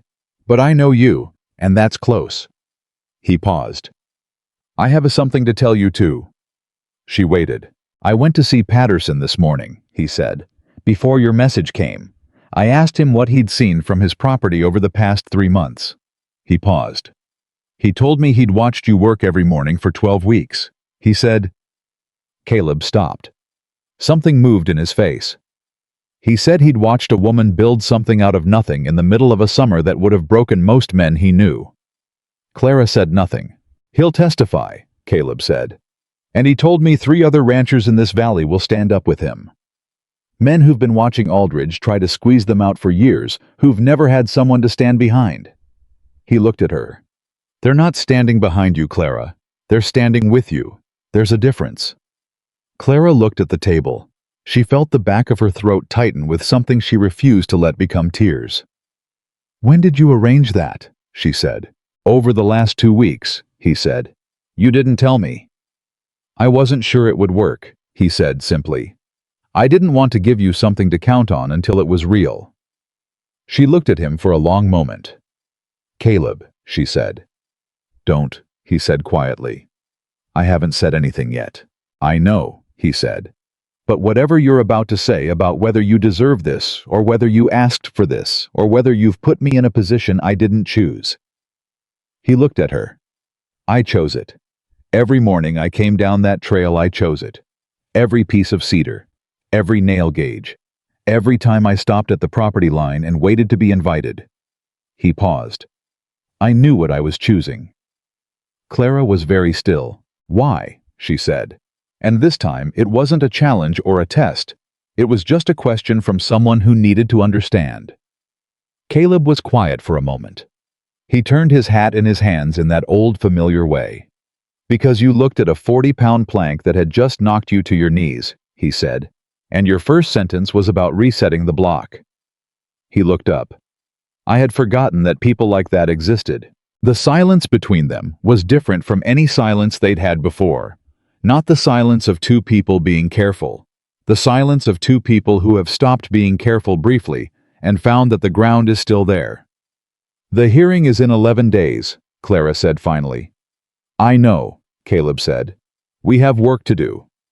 "We do," he said. He put his hat on. He stood. And then before he walked out the door, he turned back and said, "Whatever happens in that courtroom, whatever Holt brings, whatever Marsh argues, I want you to remember something." She looked at him. "You were building that roof before I ever showed up," he said. "I didn't give you the strength to fight this. You had it." He paused. "I just had the sense to stay close to it." He walked out. Clara sat at the table for a long time. Outside, the summer wind moved through the mountain grass in long, slow waves, and the cabin around her was solid and still and completely her own. And in 11 days, she was going to walk into a courtroom and say out loud every true thing she had ever been told to keep quiet. She pressed both hands against the table. She felt the baby move strong and certain and very much present. 11 days, she said softly. She picked up her pen. She had work to do. The night before the hearing, Clara didn't sleep. She didn't try to pretend otherwise. She lay on the cot in her cabin, with her hands folded over her stomach, and stared at the ceiling she had built, and listened to the mountain quiet, and let her mind do what it needed to do. Run through every possibility, every question Marsh might ask, every document Cole had prepared, every face that would be in that courtroom tomorrow. She had been through the sworn statement so many times she could recite it from memory. She knew the land records by chapter and verse. She knew Elias Thorne's survey coordinates better than Thorne probably did at this point. She had prepared everything that could be prepared. What couldn't be prepared for was walking into a room and seeing Douglas Holt's face. She knew that. She sat with it in the dark And she didn't pretend it was going to be easy, because she had stopped pretending things were easy, somewhere around the third week of building a roof alone on a Colorado mountainside, and she saw no reason to start again now. The baby moved at 2 in the morning. A long, slow roll that settled into a pressure against her ribs that had become familiar over the past weeks. She pressed her hand to it. "Tomorrow," she said quietly. "We do this tomorrow, and then it's done." She was up before dawn. Caleb arrived at the property line at first light, which meant he had ridden down from the rafter D in the dark. He didn't comment on this. He was dressed differently than she'd ever seen him. Not the plain work shirt and worn hat of the past 3 months, but a clean dark jacket, a hat that had been brushed, boots that had been polished. He looked like himself, only formalized. Like the version of himself he'd decided to show a courtroom. Clara had put on the best dress she owned, which was a deep blue wool that had survived the trip from Missouri in the bottom of her trunk, and which she had let out 3 times over the summer. Her hair was pinned back with more care than she usually bothered with. She had the 14 pages of sworn testimony in a leather folder Cole had given her, along with every land record, every receipt, every document she had collected since April. Caleb looked at her when she came out of the cabin. "You all right?" he said. "Ask me again tonight," she said. He almost smiled. He brought the wagon around, and she climbed up with less grace than she would have liked, and they rode down the mountain trail in the early morning quiet without saying much, and that was exactly right. There was nothing left to say that hadn't already been said. Everything from here was doing.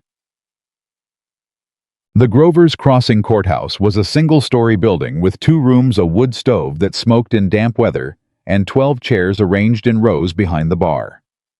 By the time Clara and Caleb arrived, 11 of those chairs were occupied. Ruth was there in the second row, wearing her good coat.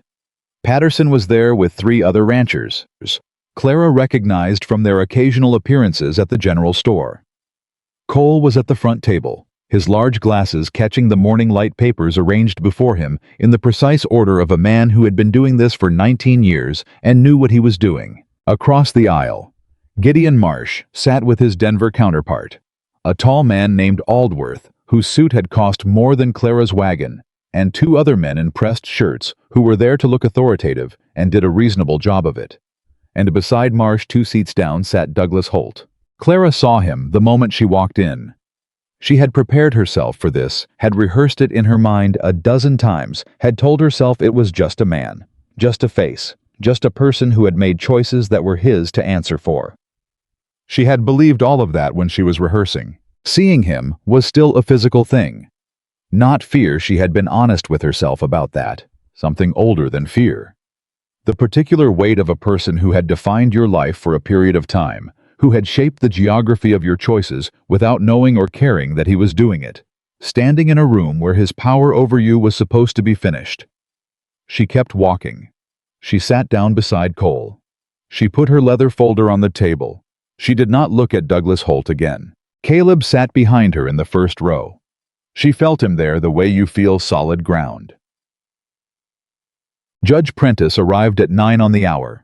A thin man in his 60s, with the economy of movement that came from presiding over a great many proceedings in a small room. He had a face that gave nothing away, and eyes that took everything in. Cole had told her about Prentice, fair, methodical, difficult to read, and constitutionally allergic to theatrical argument. "Give him facts," Cole had said. "He doesn't care about feelings. He cares about evidence." "All right," Prentice said, settling himself and looking at both tables. "We are here on the matter of Aldridge versus Harper claim dispute on the Holt Valley Land Grant, Southern Colorado Territory. Mr. Marsh, your filing moved this hearing up by 3 weeks. I'll note that adjustment on the record, and note also that I don't particularly enjoy having my schedule rearranged. Make it worth my time." Marsh rose. He was smooth. Clara had known he would be smooth. He had the particular confidence of a man who had done this often enough that he'd confused fluency with correctness. He laid out Aldridge's case with the clean efficiency of someone presenting a wrapped package, the 1871 survey irregularity, the Holt family's original connection to the land, the questions around the April registration. And here Marsh paused with the timing of a man who had practiced it the broader questions around the character and credibility of the claimant. "We will demonstrate," Marsh said, "that Miss Harper's registration of this claim was conducted not in good faith, homesteading, but in a calculated attempt to exploit a boundary ambiguity and to use territorial land law as a shield against legitimate prior interest." Prentice looked at him over his glasses. "That's a considerable assertion, Mr. Marsh. I'll expect considerable evidence to match it." "We have it, Your Honor." Prentice looked at Cole. "Mr. Cole." Cole rose. "I was not smooth." He was the opposite of smooth, deliberate, slightly rumpled, with the energy of a man who found theatrical argument actively irritating and had long since stopped pretending otherwise. "Your Honor," he said, "Miss Harper registered a legitimate land claim on abandoned territory in April of this year. She paid for a professional survey conducted by Elias Thorne of Pueblo, whose qualifications I will enter into the record. She registered the claim with the county clerk.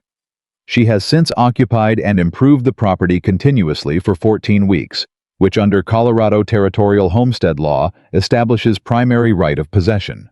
He paused. "The rest, as Mr. Marsh says, will follow from the evidence." Prentice nodded.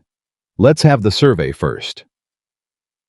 Elias Thorne was 62, built like a fence post, and had the manner of a man who had spent 40 years measuring things and had developed a profound intolerance for imprecision.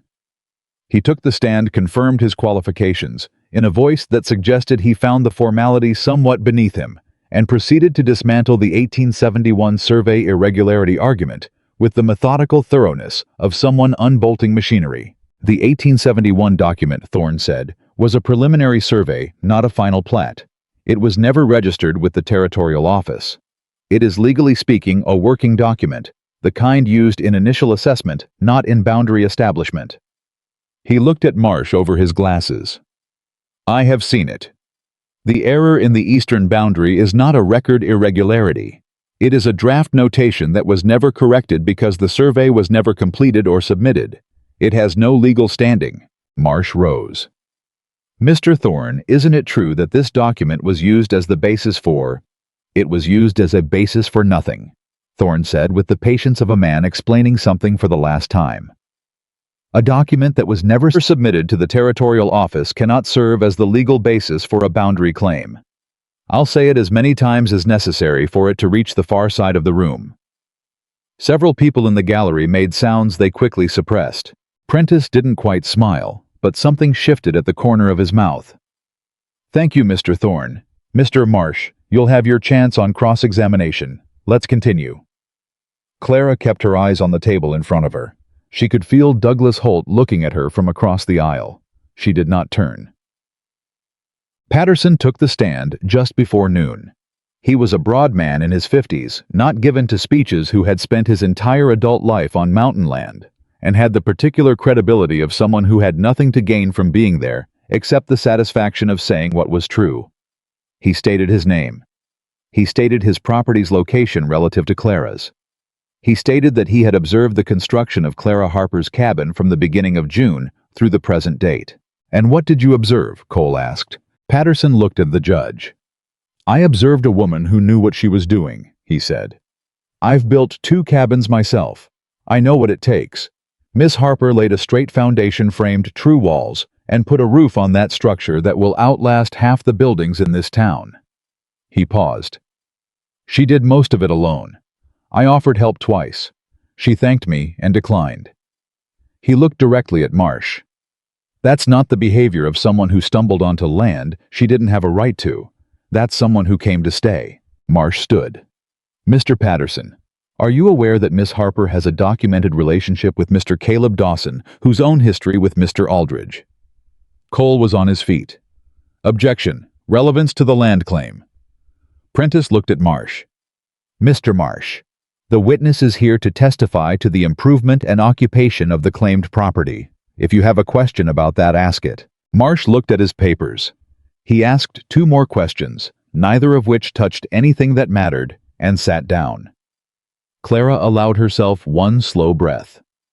The character testimony came after lunch, and this was where the morning's careful calm began to cost something.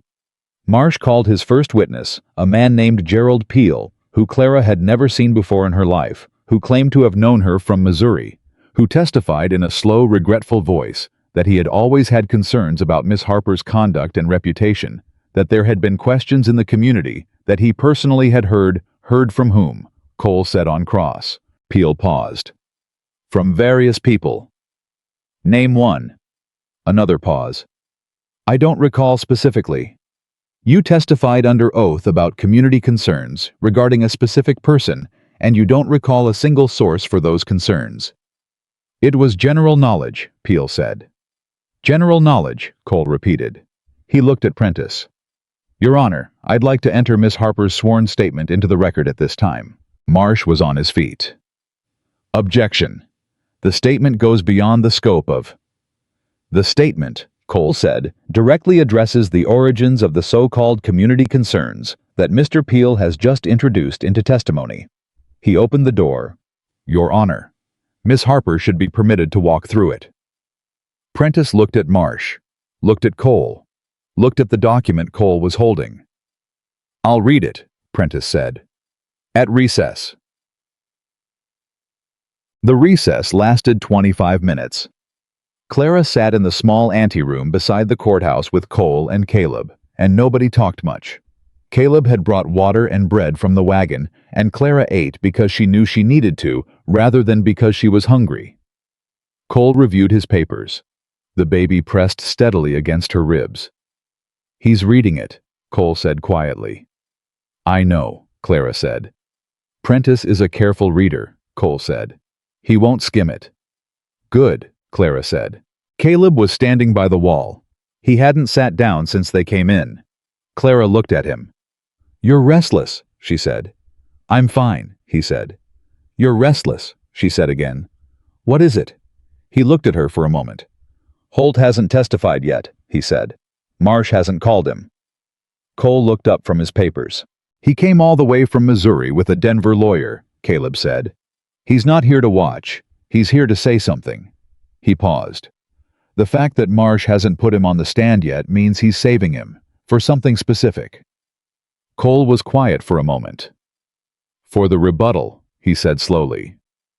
What would Holt say in rebuttal? Clara asked. Cole and Caleb looked at each other. He could claim paternity, Cole said carefully. Formally, in open court. As a rebuttal to the character testimony, framing it as coming forward responsibly, as a concerned father, making a claim on behalf of. He can't claim the child without acknowledging what he did, Clara said. He wouldn't acknowledge it that way, Cole said. He'd frame it as a prior relationship, a mutual misunderstanding, two people who cared for each other and made different choices. He looked at her. He'd make it look like reconciliation. Clara felt something go cold and precise in her chest. And if he does that in open court, she said, it shifts the story. It's not Douglas Holt destroying a woman's reputation to protect himself. It's Douglas Holt showing up for his child, showing responsibility. She looked at Cole. And I look like the one who ran. Yes, Cole said. Caleb's hand tightened on the back of the chair he wasn't sitting in. Can he do that? Caleb said. Can he just claim paternity in the middle of a land hearing? He can raise it as context for the character testimony, Cole said, as a counter-narrative. He paused. It would be theater, but judges are human. Clara was quiet. She looked at the leather folder on the table in front of her. She looked at the 14 pages inside it.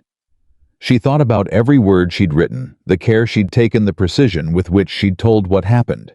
Not with bitterness, not with the heat of the wounded, but with the flat, verifiable clarity of someone laying out a sequence of events and letting the sequence speak. Let him, she said. Both men looked at her. Let him claim it, she said. If Douglas Holt stands up in that courtroom and claims that child under oath, then he has just confirmed under oath that the child exists and that he is the father. Which means everything in my statement about our relationship is no longer my word against his. She looked at Cole. It's confirmed by his own testimony. The silence stretched out long. She's right, Caleb said quietly. Cole took off his glasses. He cleaned them. He put them back on. It's a risk, he said. Everything is a risk, Clara said. The question is, which risk leads somewhere? Cole looked at her for a long moment. Then he said, "When Prentice comes back, I'm going to ask to call you to the stand." Clara looked at him. "You said I might not need to testify." "That was before Holt," Cole said. "Now you need to say it yourself, in your own voice, looking at Prentice directly." He paused. "Are you ready for that?" Clara thought about the nail that had split her palm on the first morning. She thought about the plank that had knocked her to one knee. She thought about Gerald Peel saying general knowledge and Douglas Holt sitting 2 seats down, and the baby pressing steady and present against her ribs. "Yes," she said. Prentice came back from recess with a different quality of attention in his face. He had read the statement. Clara could tell without being told.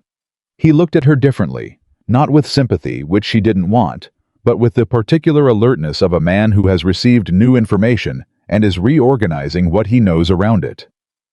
"Mr. Cole," Prentice said, "you have further witnesses." "I'd like to call Miss Harper to the stand, Your Honor." Marsh was on his feet. "Objection." "On what grounds?" Prentice said. A pause. "The claimant's personal testimony cannot substitute for." "The claimant's testimony is directly relevant to both the land claim and the character matters." Mr. Marsh himself introduced, Prentice said. "Objection overruled. Miss Harper." Clara stood. She was aware of every person in the room as she walked to the stand. She was aware of Ruth in the second row and Patterson beside her. She was aware of Cole at the table and Caleb behind her and Marsh and Aldworth across the aisle. She was aware of Douglas Holt. She sat down. She folded her hands in her lap. She looked at Judge Prentice. "Miss Harper," Cole said, "in your own words, tell us why you came to Colorado." And Clara told them. Not the 14-page version, the human version. The version that began with a classroom in Missouri and a man who said he loved her, and a morning when she found out what that love was actually worth. She told it without tears, which cost her something. She told it without anger, which cost her more. She told it with the same precision she brought to everything. The foundation, the walls, the roof, the drain, laying each piece level and true, and letting the structure speak. She told them about the map, about choosing the land, about arriving alone in June with a wagon and a trunk and 32 acres nobody wanted. She told them about the foundation and the walls and the roof and the French drain and the windows. She told them about Burkett and Marsh arriving on her property. She told them about the letter from Douglas Holt at the property line with a rock on top of it. "And in all of this time," Cole said, "from your arrival in June to today, did anyone provide you with assistance that you did not request compensate for or explicitly accept on your own terms?" "No," Clara said. "The cedar gravel from Mr. Dawson." "Paid for," Clara said. "At fair market price. It's in my ledger." "The labor on the roof." "Documented in the partnership agreement," she said. "Mutual labor exchange verified and witnessed." "Miss Harper," Cole said, "you are 8.5 months pregnant. You are involved in a legal land dispute. You are in a room with the man who destroyed your reputation in Missouri."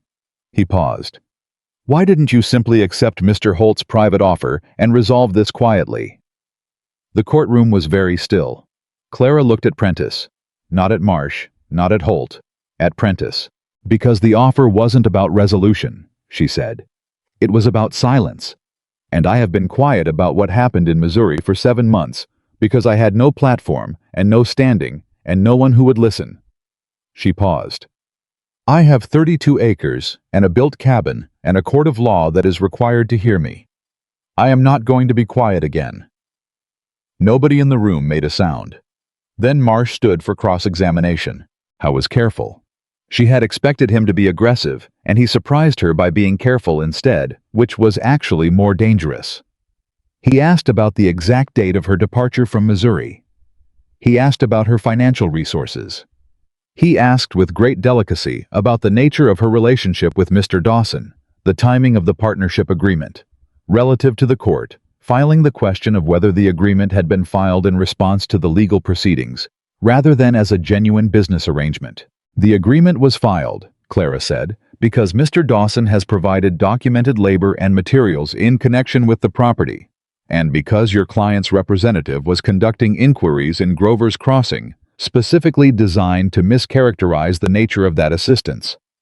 The agreement makes the arrangement a matter of public record. That's not a legal maneuver. That's transparency. Marsh looked at her for a moment. "No further questions," he said. Then Marsh called Douglas Holt. Holt took the stand with the ease of a man accustomed to being looked at. He was handsome in the way Clara had once found significant, square-jawed, well-dressed, with the particular confidence of someone who had never had to build anything with his hands, because there had always been someone to build it for him. He settled into the chair like he'd chosen it. He looked at Clara once. Just once. The look said several things simultaneously, and none of them were the least bit apologetic. Marsh walked him through his family's historical connection to the land. The 1871 survey, the family name on the grant, the prior interest. Holt spoke about it with the authority of someone who had been coached well. He mentioned Clara's name with the careful sadness of a man who wanted to be seen as fair-minded about a difficult situation. "And your relationship with Miss Harper," Marsh said. "We were close," Holt said. "In Missouri, I care about her well-being." He paused, a beautifully timed pause. "And I care deeply about the child." The room shifted. Clara felt Caleb behind her go very still. "You acknowledge paternity," Marsh said. "I do," Holt said. "I came to Colorado because I was concerned. Clara left under difficult circumstances, and I should have acted sooner, and I want to, Your Honor." Cole was on his feet. Prentice looked at him. "Mr. Holt has just acknowledged paternity of Miss Harper's child under sworn testimony," Cole said. "I'd like to question the witness." Prentice looked at Marsh. "You opened it," he said. Marsh sat down. Cole approached Holt with the unhurried pace of a man who has been waiting for exactly this. "Mr. Holt," he said, "you've acknowledged that you are the father of Miss Harper's child." "Yes," Holt said. "And you've described your relationship as close." "Yes."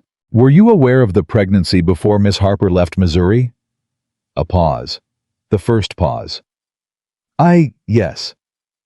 "Did you offer to marry her?" Longer pause. "Our situations were complicated." "Mr. Holt, yes or no? Did you offer to marry the woman carrying your child?"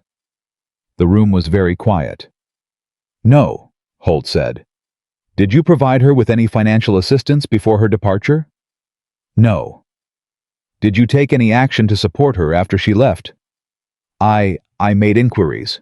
"You filed a legal action against her land claim," Cole said. "Through a business associate. Is that the inquiry you're referring to?" Marsh was on his feet. "Objection. The witness has placed his own conduct toward Miss Harper at issue," Cole said. "He testified to caring about her well-being and the child's well-being. I'm examining the consistency of that testimony." Prentice looked at Holt. "Answer the question." Holt's jaw tightened very slightly. The first crack in the careful surface. "I have business interests that intersect with Mr. Aldridge's," he said. "Yes or no, Mr. Holt? Did you contact Mr. Aldridge or his representatives about Miss Harper's land claim?" The pause stretched past the point where any answer could undo it. "Yes," Holt said. The courtroom exhaled. "So," Cole said quietly, "you were aware Miss Harper was pregnant with your child. You did not offer marriage. You did not offer support. She left Missouri. You later became aware that she had established a land claim in Colorado, and you contacted the party most interested in challenging that claim." He paused. "And you've described this as concern for her well-being." Holt said nothing. "No further questions," Cole said. Prentice called a recess and retired to his office. Clara sat at the table and did not move. Cole was beside her making notes. She could hear the quiet voices of Ruth and Patterson behind her, and the tighter controlled sounds of Marsh and Aldworth conferring across the aisle. She did not look at Douglas Holt. Caleb came around and crouched beside her chair. "You all right?" he said. "Ask me again in 20 minutes, she said. "Same answer as this morning," he said. "It's been a long day," she said. He almost said something. She could see it, the thing he almost said, sitting right at the edge of his expression. He pulled it back. He stood.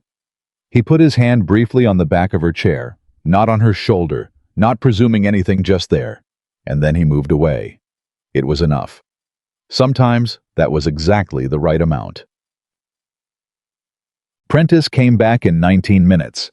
He sat down. He looked at both tables. He looked at the room with the expression of a man who has sorted through a considerable amount of material and arrived at something he is confident in. "I've reviewed Miss Harper's sworn statement," he said. "I've heard testimony from the surveyor of record, from neighboring property owners, and from both parties to the central dispute. I've also heard testimony that, while introduced as character evidence, has done considerably more work in another direction." He paused. "The 1871 survey document carries no legal weight in this proceeding. It was a draft, never registered, never completed. Mr. Thorne's testimony on this point is clear and unrebutted." He looked at Marsh. "The boundary claim fails." Marsh straightened. "Your Honor, the character." "The character argument," Prentice said, "was introduced by Mr. Marsh's own witnesses and was addressed directly by Miss Harper's testimony, which I found credible, consistent, and substantiated by documentary evidence." He paused. "Mr. Holt's testimony, which Mr. Marsh chose to introduce, established several facts that considerably complicate the character argument's premise." Another pause. "I'll note for the record that sworn testimony acknowledging paternity, while simultaneously supporting a legal challenge to the mother's property rights, is a combination I find difficult to characterize as concern for her well-being." Holt's Denver lawyer put his hand on Holt's arm. "The land claim of Clara Harper on the Holt Valley Grant, 32 acres, as surveyed by Elias Thorne, and registered with this county in April of this year, is hereby confirmed," Prentice said. "The challenge is dismissed. The claim stands." He set down his papers. "Miss Harper." Clara looked up at him.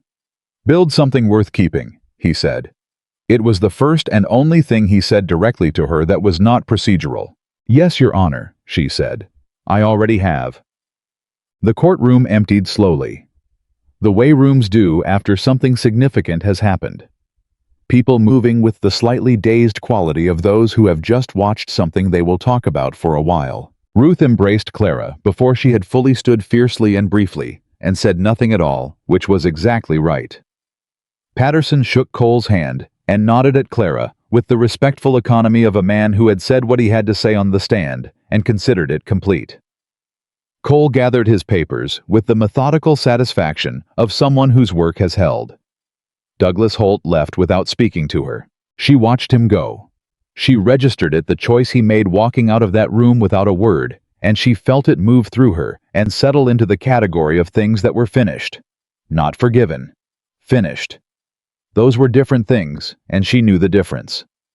She was still at the table when the room was mostly empty. Caleb was there. He had waited. She looked at him. "It held," he said. "It held," she said. She put her hands flat on the table and pushed herself up. Her back ached. Her shoulders ached. Everything ached with the particular exhaustion of a day that had required every kind of strength at once. "Cole needs me to sign the judgment documents," she said. "I know," Caleb said. "There's time." "And then I need to get back to the cabin," she said. "The root cellar still needs 2 more feet, and I've been putting off the storm shutters." "Clara," Caleb said. She stopped. He looked at her the way he'd been carefully not looking at her for 3 months, directly, with nothing held back, with the particular expression of a man who has decided that careful has served its purpose and honesty is what's required now. "Can it wait 1 hour?" he said. She looked at him. "1 hour," he said. "Just let it be finished for 1 hour before you start the next thing." She looked at him for a long moment. Outside the courtroom window, the Colorado afternoon was turning the particular gold of late summer that she had learned to love over 14 weeks on that mountain. She had 32 acres of it legally confirmed belonging to no one in the world except her. She sat back down. "1 hour," she said. Caleb sat down beside her, and for 1 hour she let it be enough. The hour passed the way good hours do, too quickly and completely enough. Cole found them still at the table and set the judgment documents in front of Clara without comment. She read every line before she signed, because that was who she was, and Cole knew it and didn't rush her. Caleb sat beside her and said nothing. When she finished reading and picked up the pen, her hand was steady. She signed her name, Clara Ann Harper. 3 words that now sat above a county seal confirming 32 acres of Colorado mountain land as legally, permanently, uncontestably hers. She set the pen down. "That's it," she said. "That's it," Cole said. "It's done." She sat with that for a moment. Just a moment. Then she stood, shook Cole's hand with the firm grip she gave everything that mattered, and walked out of the Grover's Crossing courthouse into the late afternoon with Caleb 1 step behind her. The air outside was different than it had been that morning. Same air, same mountain town, same late summer gold, but it landed differently on her skin. Like something that belonged to her now in a way it hadn't 6 hours ago. She stood on the courthouse steps and breathed it and let herself feel the full weight of what had just happened, not as relief, but as foundation. One more piece set level holding. "Root cellar," she said. Caleb made a sound that was not quite a laugh. "I mean it," she said. 2 more feet and it's done before the frost." "I know you mean it," he said. "I'll help you dig tomorrow." She looked at him. "You don't have to." "I know I don't have to," he said. "That's not why I'm offering." She held his gaze for a moment. "All right," she said. "Tomorrow." They drove back up the mountain in the long evening quiet, and when the cabin came into view on its rise above the valley walls, straight roof solid, the south garden showing the last green of late summer. Something moved through Clara's chest that she had no word precise enough for. Pride was part of it. Relief was part of it. But it was more than both of those things, and deeper than either. It was the feeling of arriving somewhere you had built yourself. The baby came 9 days later, not in the dramatic way of stories, no sudden emergency, no desperate ride to town in the middle of the night. Clara woke at 4 in the morning with the knowledge certain and unhurried that today was the day. She lay still for 20 minutes, breathing through the first contractions, assessing the intervals with the same methodical attention she brought to everything, and then she got up and dressed and walked to the door and looked up the ridge toward the Rafter D. She had thought about this. She had a plan. Ruth had agreed weeks ago to come when the time came. She had a note ready to send with the Patterson boy who had a spotted pony and a reliable sense of urgency when given a reason. What she had not planned for was Caleb appearing on the trail at 4:30 in the morning for no reason she could explain then or later. He said afterward that he hadn't been able to sleep. She believed him because she had learned that Caleb Dawson did not offer explanations he hadn't earned. He came around the bend and saw her standing in the doorway and stopped his horse. "Clara," he said. "I need the Patterson boy," she said. "The note is on the table." I was off the horse before she finished the sentence. He took the note. He looked at her. He said, "How far apart?" 8 minutes, she said. "There's time. Don't run the horse." He looked at her for a moment with an expression she would remember for the rest of her life. Not fear, not panic, but the look of a man who is absolutely present in a moment and knows it and is grateful for it. "I'll be back in 20 minutes, he said. "Go," she said. He went. Ruth arrived with her bag and her coat, and the competent calm of a woman who had delivered 11 babies in her 60 years and had strong opinions about how it ought to be done. She took one look at Clara, asked 3 precise questions, and rolled up her sleeves. Caleb waited outside. He did this without being asked, which Clara appreciated. He understood without needing it, explained that there were things that were hers alone, this being the primary one. He was there. He was close. That was exactly right and exactly enough. It took 7 hours. Not easy hours. Not the kind of hours that allow for reflection or conversation, or anything except the hard, consuming work of bringing a person into the world. Clara did not scream. She made sounds that were not screaming, but were honest, and she held Ruth's hand when Ruth offered it, and pushed when Ruth told her to push, and breathed when there was a moment for breathing. At 11:14 in the morning, her daughter arrived. Ruth placed the baby on Clara's chest, and Clara looked at her, this small, red-faced, furiously alive person, and felt the world rearrange itself around a new center. "Hello," Clara said softly. The baby blinked. Unfocused searching, brand new to everything. "I know," Clara said. "It's a lot." Ruth was efficient and quiet, and gave Clara the time she needed. After a while she said, "There's a man outside who has been wearing a path in the ground for 7 hours." Clara looked at the door. "Send him in," she said. Caleb came in the way. He came through every door of her property, carefully, attentively, with the manner of someone who understood that the space he was entering was not his to take up carelessly. He stopped just inside the door. He looked at Clara. He looked at the baby. Clara watched something happen in his face that she had not seen before. Something that moved through his expression, like water moving through dry ground, finding every crack, filling every hollow. He was not a man who showed himself easily. She knew that by now, better than almost anything else she knew about him. But this was not something he could keep back, and she could tell by the way he let it show that he wasn't trying to. "Come here," she said. He crossed the room and crouched beside the cot, so his face was level with hers. He looked at the baby for a long moment. "She's got your determination," he said quietly. "She's 7 hours old," Clara said. "I know," he said. "I can already tell." Clara looked at him. "Caleb." He looked up. "Thank you," she said. "For this morning. For being on that trail." "I don't know why I was on the trail," he said. "I do," she said. He held her gaze. "I named her," Clara said, "while I was waiting for Ruth." "What did you name her?" "May," Clara said. "May Elizabeth Harper." Something moved through his expression again. "That's a good name," he said. "It was my grandmother's," she said.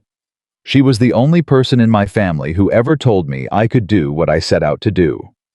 She looked down at the baby. Seemed right. Caleb was quiet for a moment. "Clara," he said. She looked at him. He had the look of a man who has been choosing his words for a long time and has finally arrived at the ones he means. "I need to say something to you, and I need you to hear it the way it's meant. Not as something I want from you, just as something that's true." She waited. "I have spent 3 months watching you build something out of nothing," he said. "Not just the cabin, not just the legal case.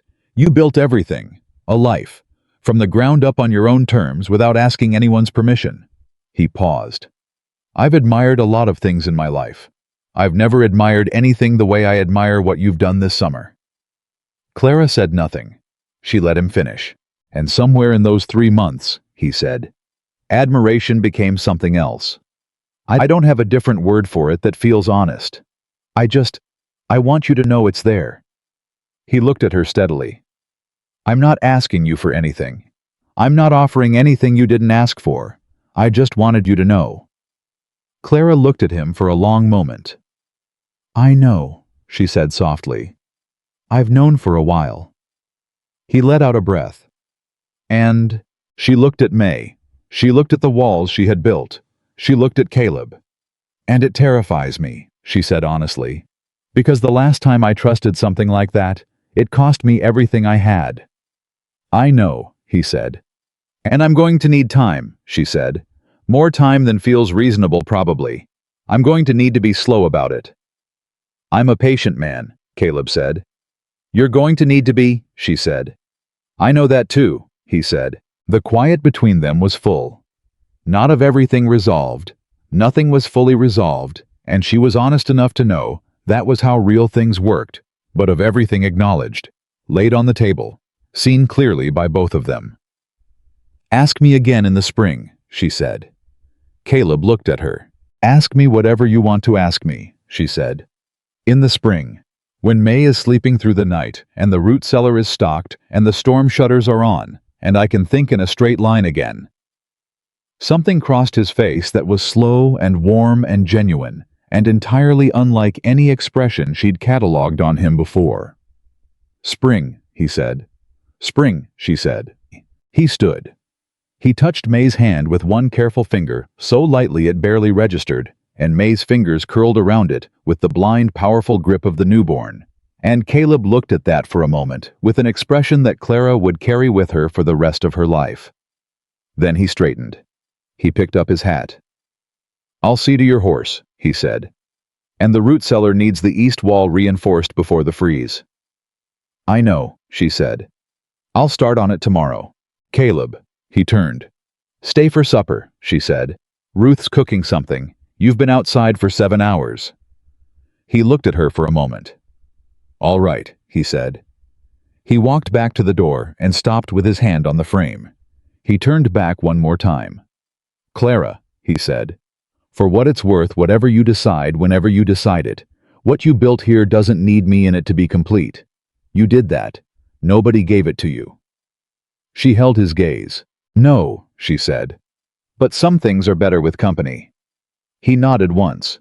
He walked out.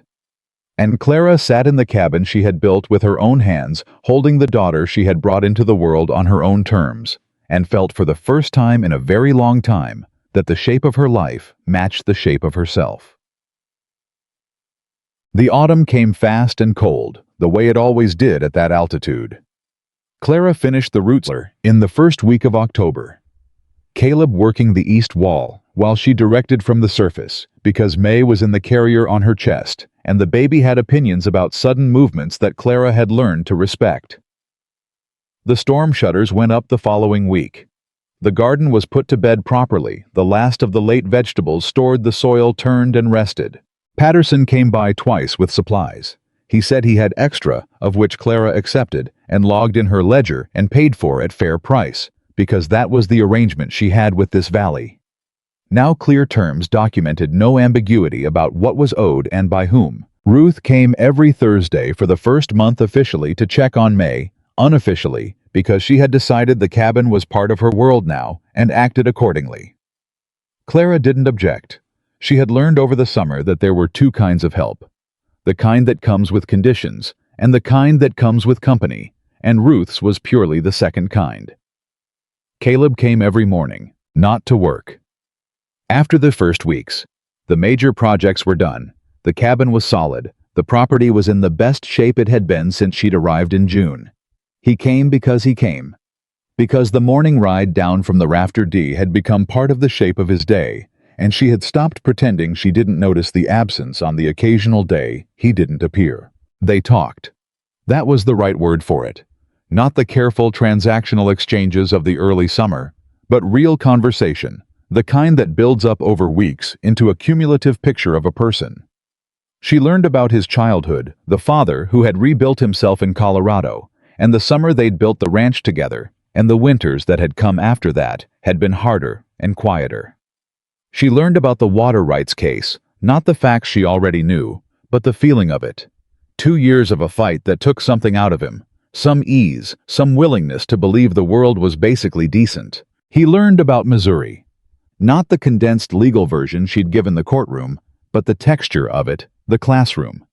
She'd loved the particular way the Missouri light came through the schoolhouse windows in the late afternoon, the trunk she'd packed in 40 minutes, because she'd known that hesitation would stop her. He learned about the grandmother, whose name May carried, and the stories that grandmother had told her, and the particular kind of stubbornness that those stories had planted in her as a girl long before she'd needed it.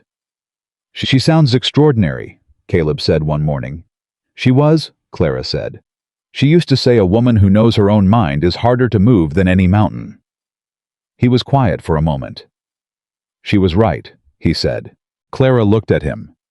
"You're thinking about the courthouse." "I'm thinking about the whole summer," he said. May made a sound from the corner of the room that had become her particular sound for approaching dissatisfaction, a low building complaint that gave approximately 90 seconds of warning before escalating.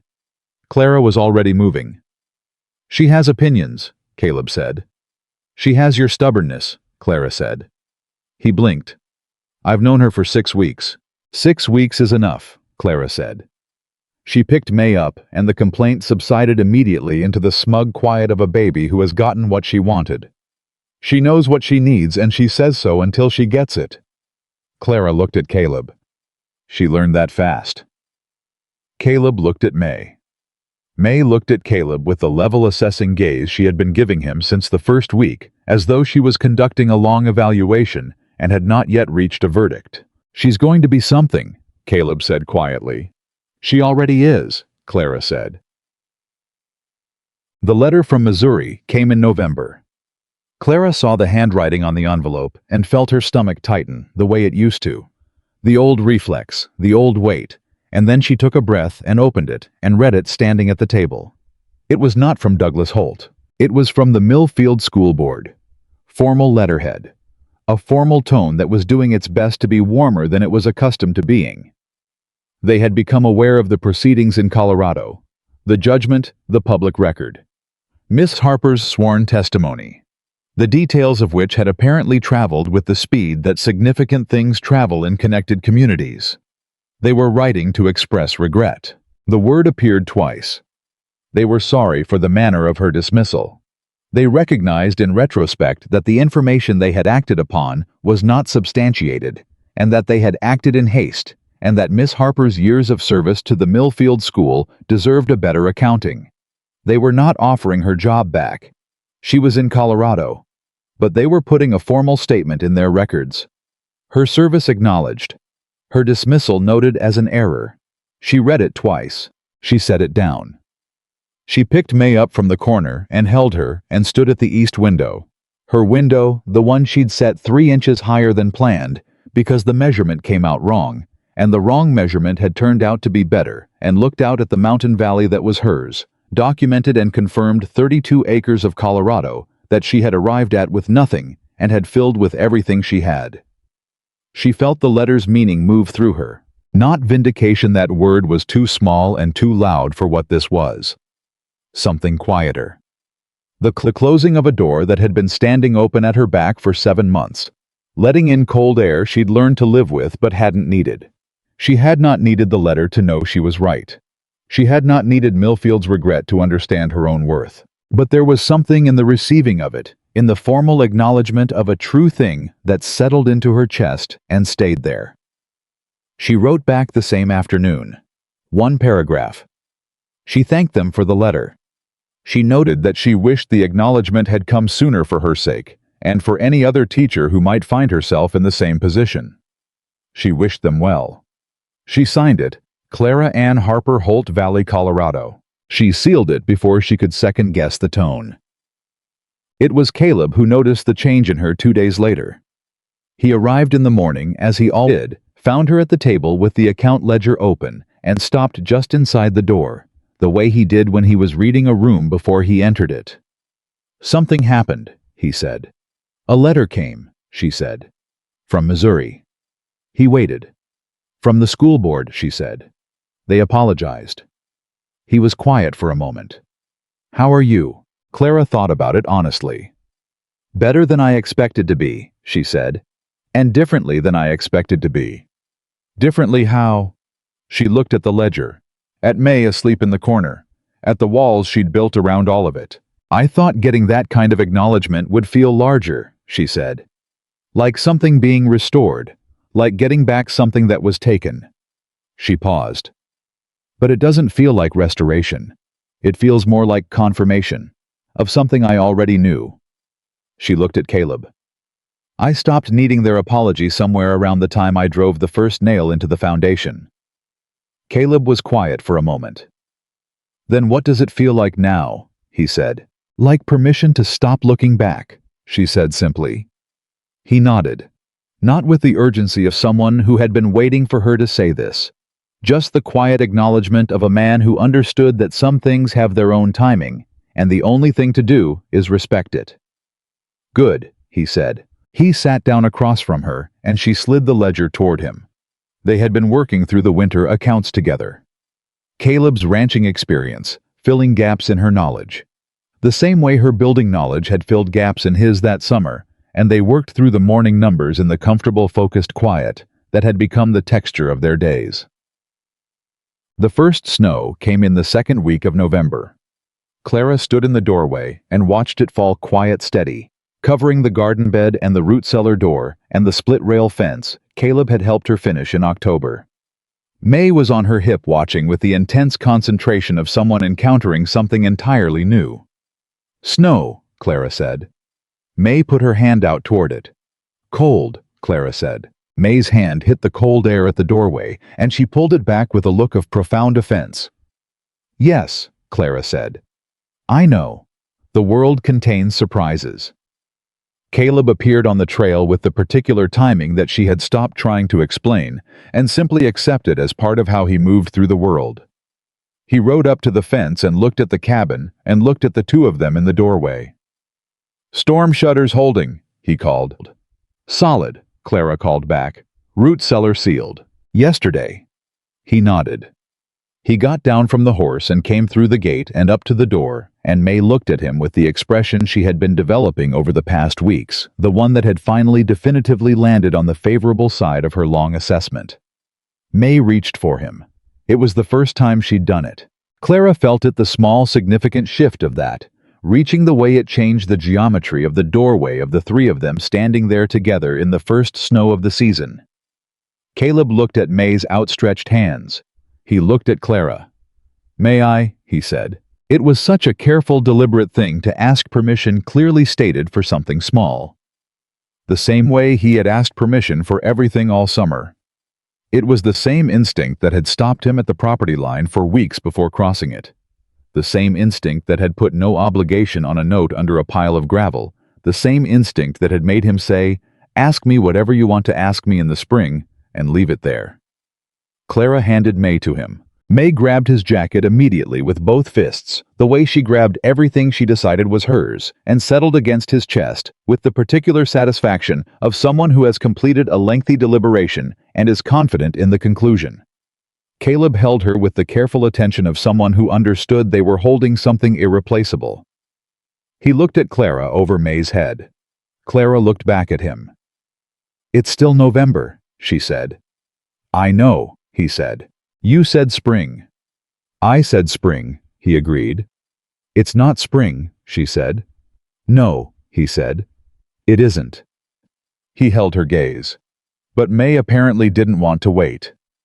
Clara looked at her daughter, who had one fist in Caleb's jacket and one pressed to her own cheek in the way she slept, and was neither asleep nor awake, but somewhere in between, utterly content. "She's particular about getting what she needs," Clara said. "She gets that from her mother," Caleb said. "You don't know that for certain yet," Clara said. "I have a hypothesis," he said. Something shifted in her chest, warm and certain and unguarded, the way things are when you have stopped protecting yourself from them. "Come inside," she said. "It's cold." He came inside. Spring arrived in April, the way it always did, at elevation reluctantly in pieces. A warm day, followed by 3 cold ones, and then 2 warm ones, and then a frost.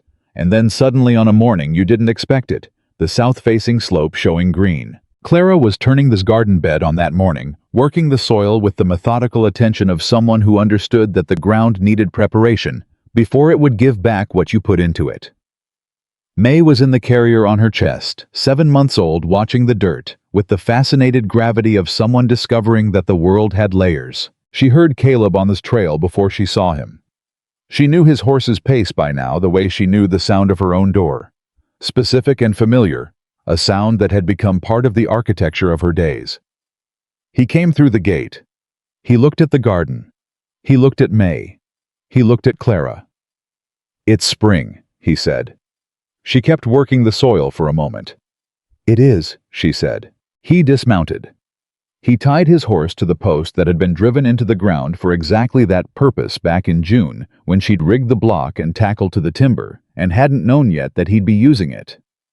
He came and stood at the edge of the garden bed. "Clara," he said. She stopped. She straightened. She looked at him. How was holding his hat in his hands in the old familiar way, the unconscious gesture she'd catalogued that first afternoon when he'd stopped at the property line and said her name for the first time. She had learned in the months since that it was what he did when he was being fully honest. When the hat came off and his hands moved, whatever came next was the real thing. "I have something to ask you," he said. "I know," she said. He looked at her steadily. "You said spring," I did. It's spring. It is. He took a breath. I'm not asking you to need me, he said. You don't. You've built everything you needed. You've done it with your own hands and your own mind, and I have watched every piece of it, and I know exactly what it cost you. He paused. I'm asking if you want me, not to complete something that's missing, because nothing is missing. He looked at her with the full, clear steadiness of a man who means every word. Because I would like to spend the rest of my life beside a woman who meets 40-pound cedar planks and county courtrooms and everything else the world sends with the same face. He paused. You are the finest person I have ever known, and I would like if you're willing to keep showing up on this trail. Clara looked at him. May put both hands on Clara's collarbone and pushed herself up to look at Caleb with the firm, assessing expression she had inherited from her mother. Clara looked at the cabin she had built, at the garden she was turning, at the 32 acres of Colorado mountain that were legally, permanently, entirely hers. She looked at May, who had already made her own assessment and come to her own conclusion. She looked at Caleb Dawson, this man who had stopped at her property line for weeks before crossing it, who had put no obligation on a note about gravel, who had asked permission before taking May from her arms, who had put his name on a county document, because standing aside was no longer something he could do, who had crouched beside a table in a courthouse and asked her if she was all right with the same directness he brought to everything that mattered. She thought about what it had cost her to trust before. She thought about what it had cost her not to. She thought about her grandmother, who had said that a woman who knows her own mind is harder to move than any mountain. And she thought about what else her grandmother had said, which was that knowing your own mind meant knowing what you wanted as clearly as knowing what you didn't. She knew what she wanted. She had known for a while. She had simply needed the spring. Yes, she said. Caleb was very still for a moment. Yes, he said. Yes, she said again. Keep showing up on this trail, Caleb Dawson. I want you here. Something broke open in his face. Not dramatically, not loudly, but deeply. The way things open that have been carefully held for a long time. He crossed the garden bed in 2 steps and stood before her close enough that she could see every line in his face, every day of the summer, in the set of his shoulders. Everything he'd been holding since the morning he'd first ridden past this property and stopped because something made him stop. He put his hand to her face. Careful, deliberate the same way he did everything, and she leaned into it the way you lean into something solid that you have learned slowly and completely to trust. May made a sound of supreme approval from the carrier. Neither of them laughed, but both of them felt it. They married in June, a year and 1 week after Clara had first driven a nail into the foundation of a cabin nobody believed she could build. The ceremony was in the yard of that cabin in the summer heat that had become familiar and beloved to Clara, in the way that things become beloved when they've cost you something and proven worth the cost. Ruth stood with Clara. Patterson stood with Caleb. Cole was there, slightly rumpled, with an expression of satisfaction that he wore the same way he wore everything, understatedly, genuinely. The other ranchers who had testified came and brought their families. Ambrose Cole brought a bottle of something from Pueblo that he said was celebratory, and that turned out to be approximately correct. The judge who performed the ceremony was not Prentice. Prentice was in a different county that day, but a younger man who was clearly aware of the case and its details, and treated the whole proceeding with a respect that felt like more than professional obligation. When it was done, Clara stood in the yard of her cabin with May on her hip, and Caleb's hand in hers, and looked at the 32 acres that had started as a decision made in desperation and become something she could not have planned for. Ruth was beside her. "How does it feel?" Ruth asked. Clara thought about that honestly. "Like something I built," she said. "Not something that happened to me." Ruth smiled. "That's the only way it's worth having," she said. Caleb was talking to Patterson across the yard. May was watching him with the level, proprietary gaze she had developed for him over the winter. The gaze of someone who had completed her assessment and was confident in the result. She had started reaching for him weeks ago and had made the further declaration at 5 months old of pressing her face against his jacket and staying there. He looked up and found Clara watching him. He held her gaze across the yard. She tilted her head slightly. Well? He almost smiled. He was still sparing with that, the full smile, which meant that when it came, she felt it like the first warm day after a long winter. He gave it to her now. Fully. Completely. Across the yard of the cabin she had built alone in the worst summer of her life. She held on to it. Later, after the guests had gone, and May was asleep, and the summer evening was settling long and gold across the mountain, Clara sat on the front step of the cabin, and Caleb sat beside her, and neither of them said anything for a long time. That had always been one of the things about him. He had never been afraid of silence. He'd understood from the beginning that silence wasn't absence. It was presence of a certain kind, the kind that didn't require filling. She leaned against him. He put his arm around her.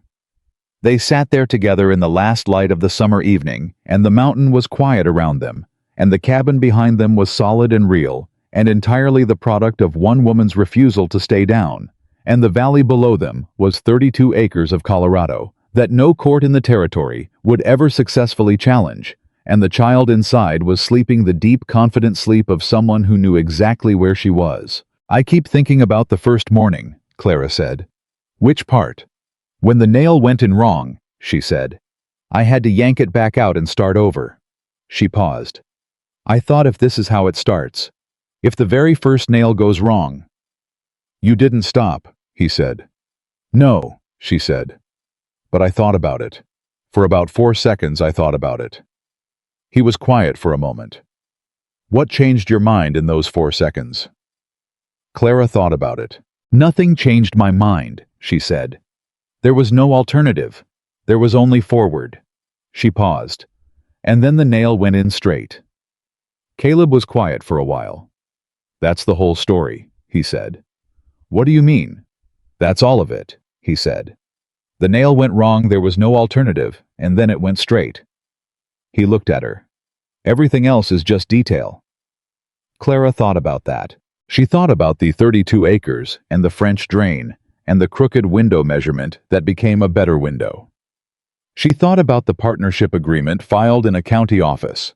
She thought about 14 pages of sworn testimony read by a judge in Grover's Crossing who had told her to build something worth keeping.